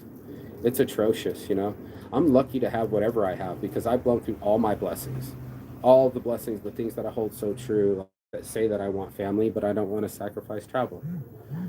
And I say that I want to be a husband. I can put a ring on somebody, but I can't act like a husband. I'm like fucking fondling models with their titties out with my ring on. Come on, bro. You're a piece of shit. So Francis Mark Santano VI, calling myself out after 3 hours of being on this. I have 20 more minutes. I'm gonna smoke this joint, but I'm calling myself out. I'm the toxic one you need to watch out for, because I think that I'm smarter, because I want to fake that I'm more successful, fake it, future fake you, like I'm gonna buy this bungalow, even though I don't have the money, and my friends are kind of him and hawing. If I get their money, I would buy it for sure. It makes sense in my head, but I don't have 20 grand in the bank to do it. I don't even have 20 grand in the bank to build my house, but I keep talking about it. And I always thought that, well, if you talk about dreams, it made it more reality, but it makes it more grandiose than anything. And people want to see action. They don't want to see words. They don't want to hear about it day after day, what you're going to do. This whole show was supposed to be about shirts. I say it all the time, but it faints into my personal life. It became a personal fucking diary, a need for attention. And it might be my fucking last show, actually. Because I only have made $10 off this thing. You got to make at least $100 to cut a check off of Google. I'm telling all my most personal things. I'm two-facing behind my friends' backs and lovers, and I'm calling myself on a lot of shit that I should probably be saying online with no filter. It might harm someone else. Talking about abortions when someone else has 2 kids. She doesn't want that attention to go to her kids. She doesn't want someone to take retribution on her or her kids, and I don't want that either. Please don't do that. Please, please, please.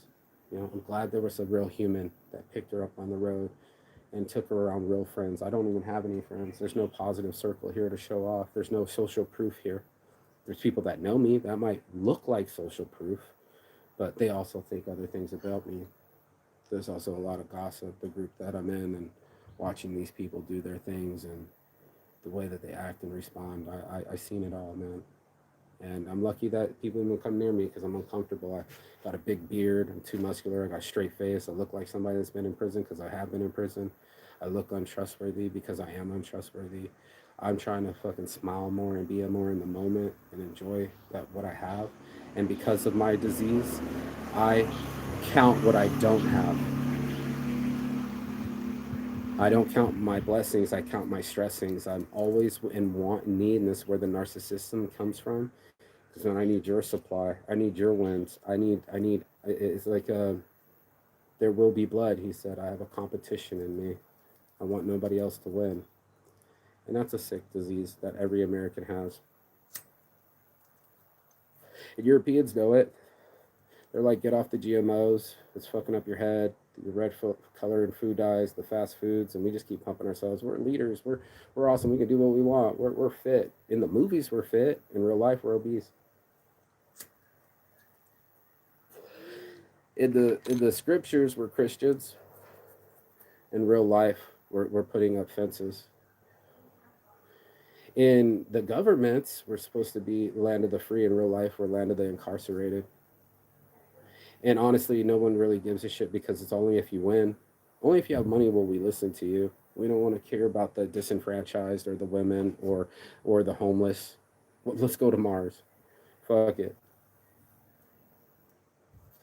But me personally, back to my narcissism, back to me.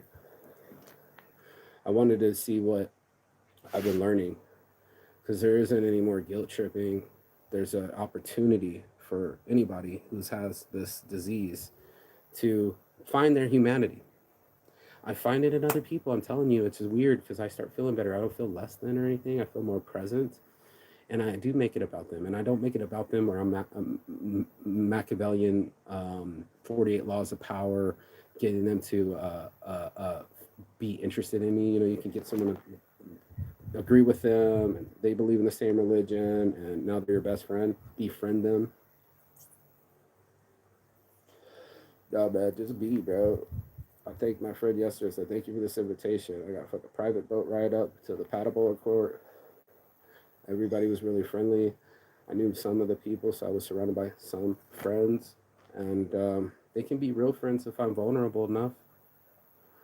If I stop closing off a piece of myself, if I stop thinking that they're judging me and I'm judging them, or, oh, they're whispering about me, they don't really like me, I don't like the way he shook my hand, I don't like the way he made eye contact, I think he secretly talked shit about my back. Or I can be in free flow and just be like, hey, I'm just human, just like you. Hey, good to see you, man. And I hope you have a blessed day. No more gaslighting people. I'm just a man. I'm not more intelligent. I only got a psych degree. I didn't get a master's in marketing. I'm not a massive success. I think I'm telling everyone, but I'm probably only telling 4 or 5 people right now, especially on a 3-hour video. But I think this needs to be my last show. I've been thirsty for a lot of things.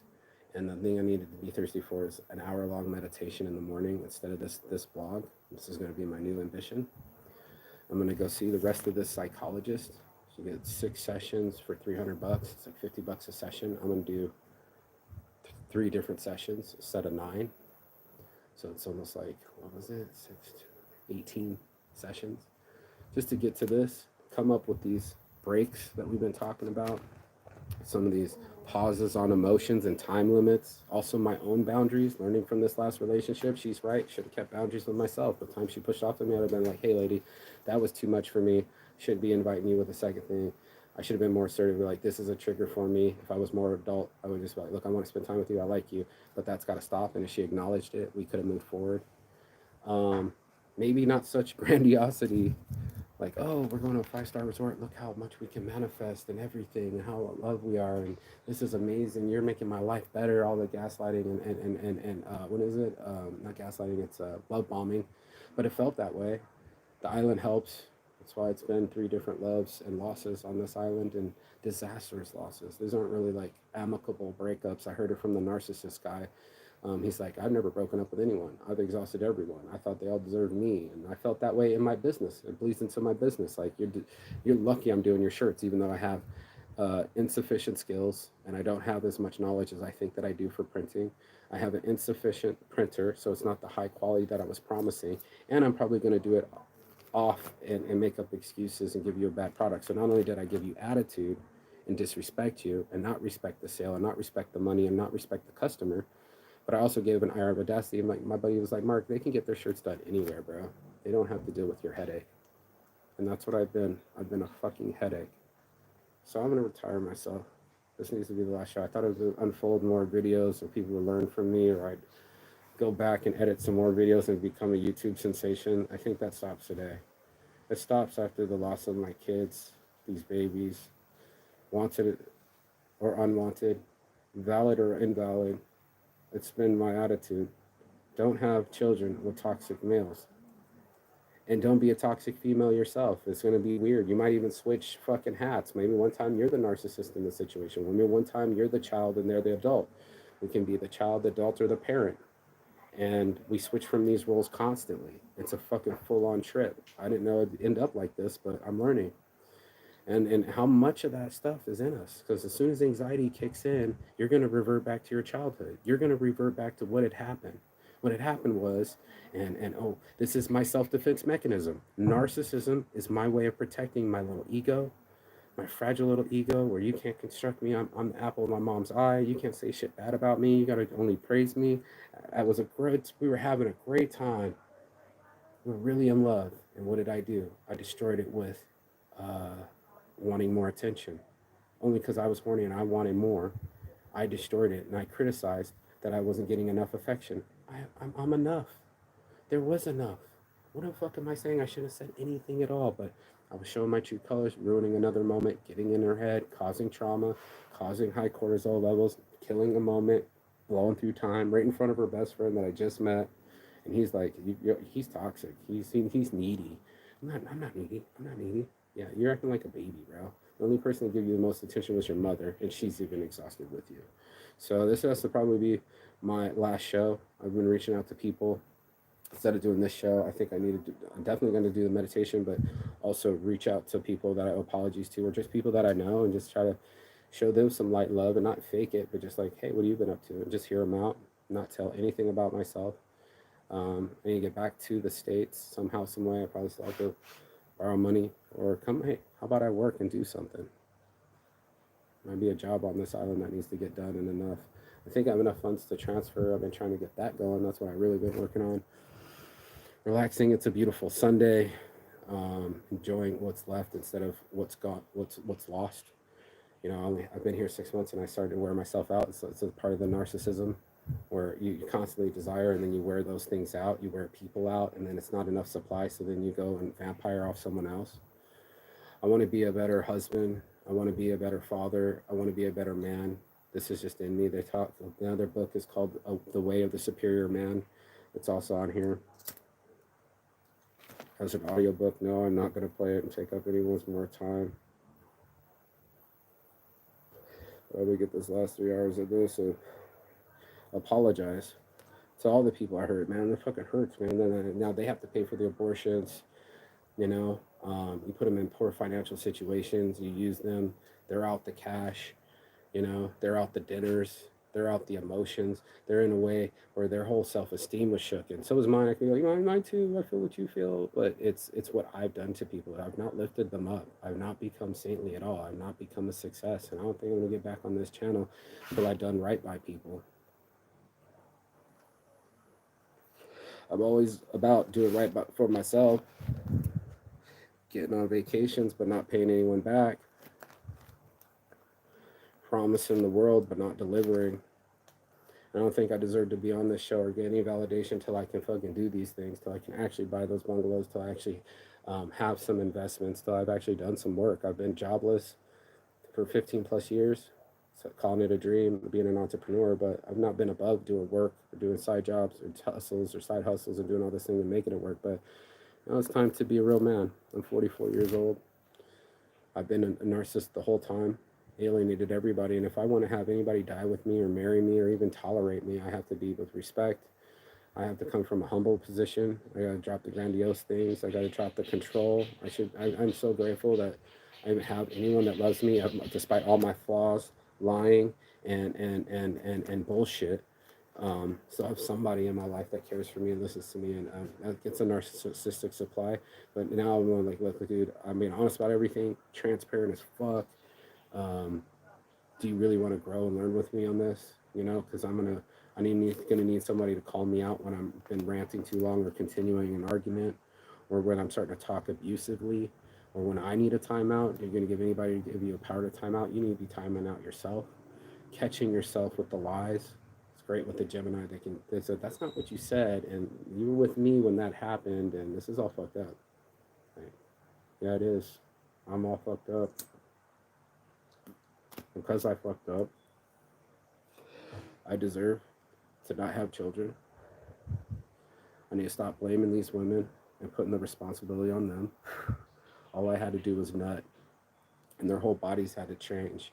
And their whole mentalities had to change, and they had the fear that I didn't have any money. It cost 35,000 euros to have a baby in Norway. She was right. I lied. You have $35,000? I don't even have $3.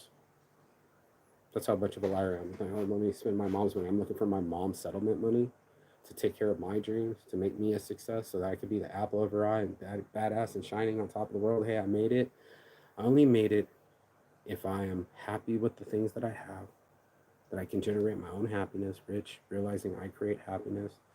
And that means not having, being envious of somebody else's story or trying to flash or show off to other people. It's only going to make you feel worse. We're only showing edited parts of our existence. You know, we're going to go behind the scenes and take the mask off. And are they abusive to their loved ones? Do they have a temper?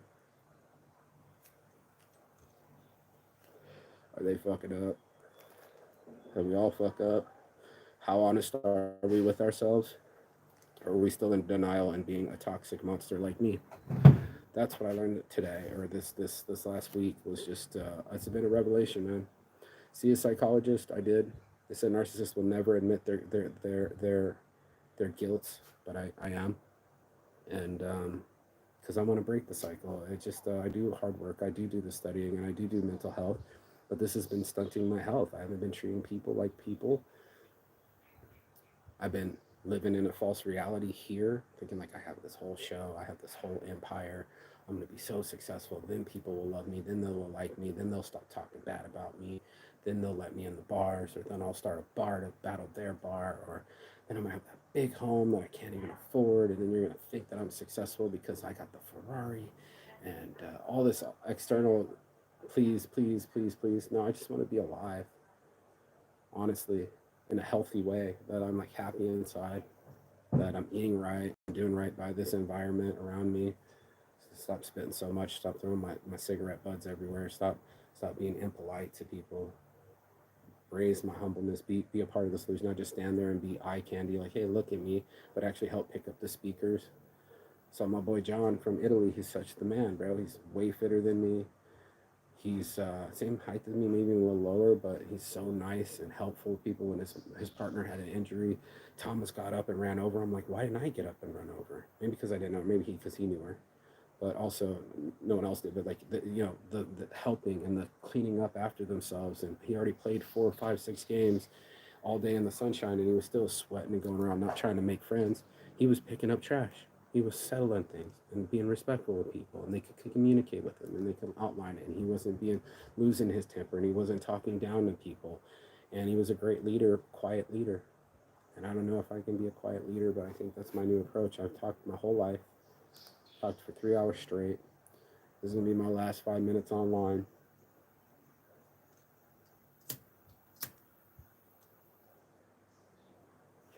But an apology needed to be made.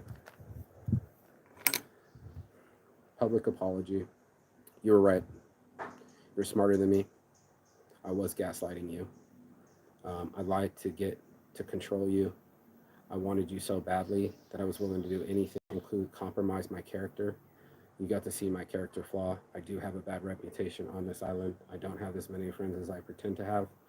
I don't have any money, and I shouldn't be meeting girls randomly that I've been arguing with and trying to control and punish them for them being themselves. I'm so grateful that you found someone else. It's something that I think is so tremendous. You needed it, you deserve it, you know.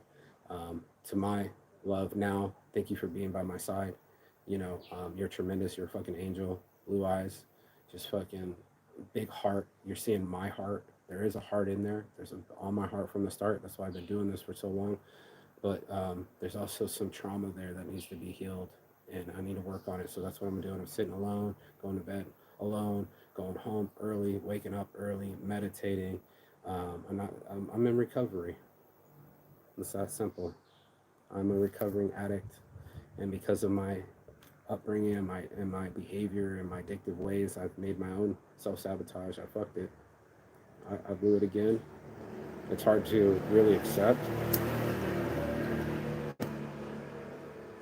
Really, it's really hard to accept, because then you have to admit your fragility, admit your weaknesses, and that you're not as cool as you pretend to be, and sit with that, sit alone with it. And I've been sitting with it for weeks and listening to podcasts and interviews and people that learn about these things. And I got to basically self-diagnose myself as a narcissist. I'm seeing a psychologist.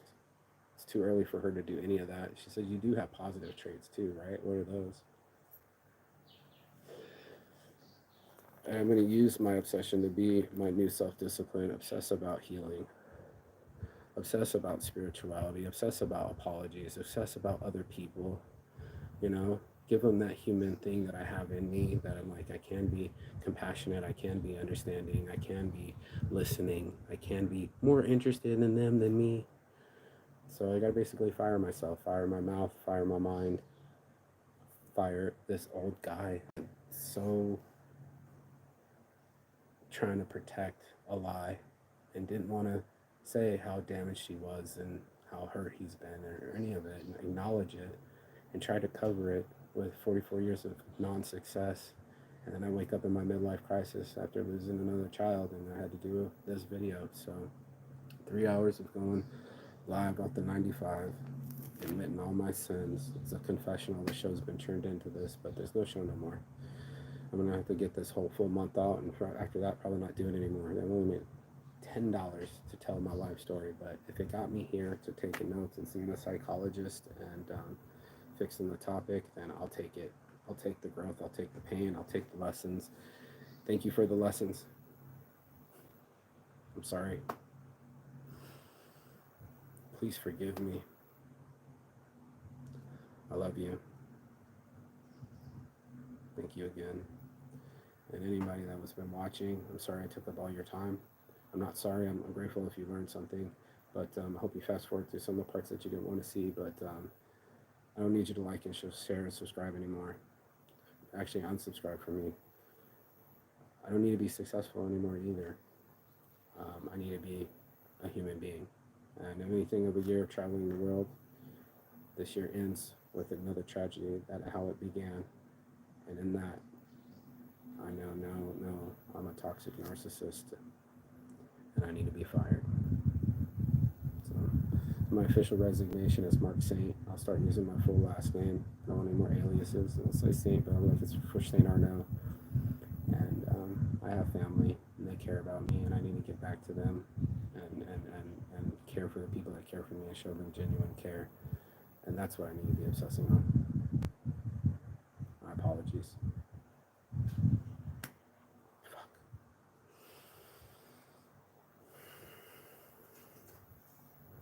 Jacob.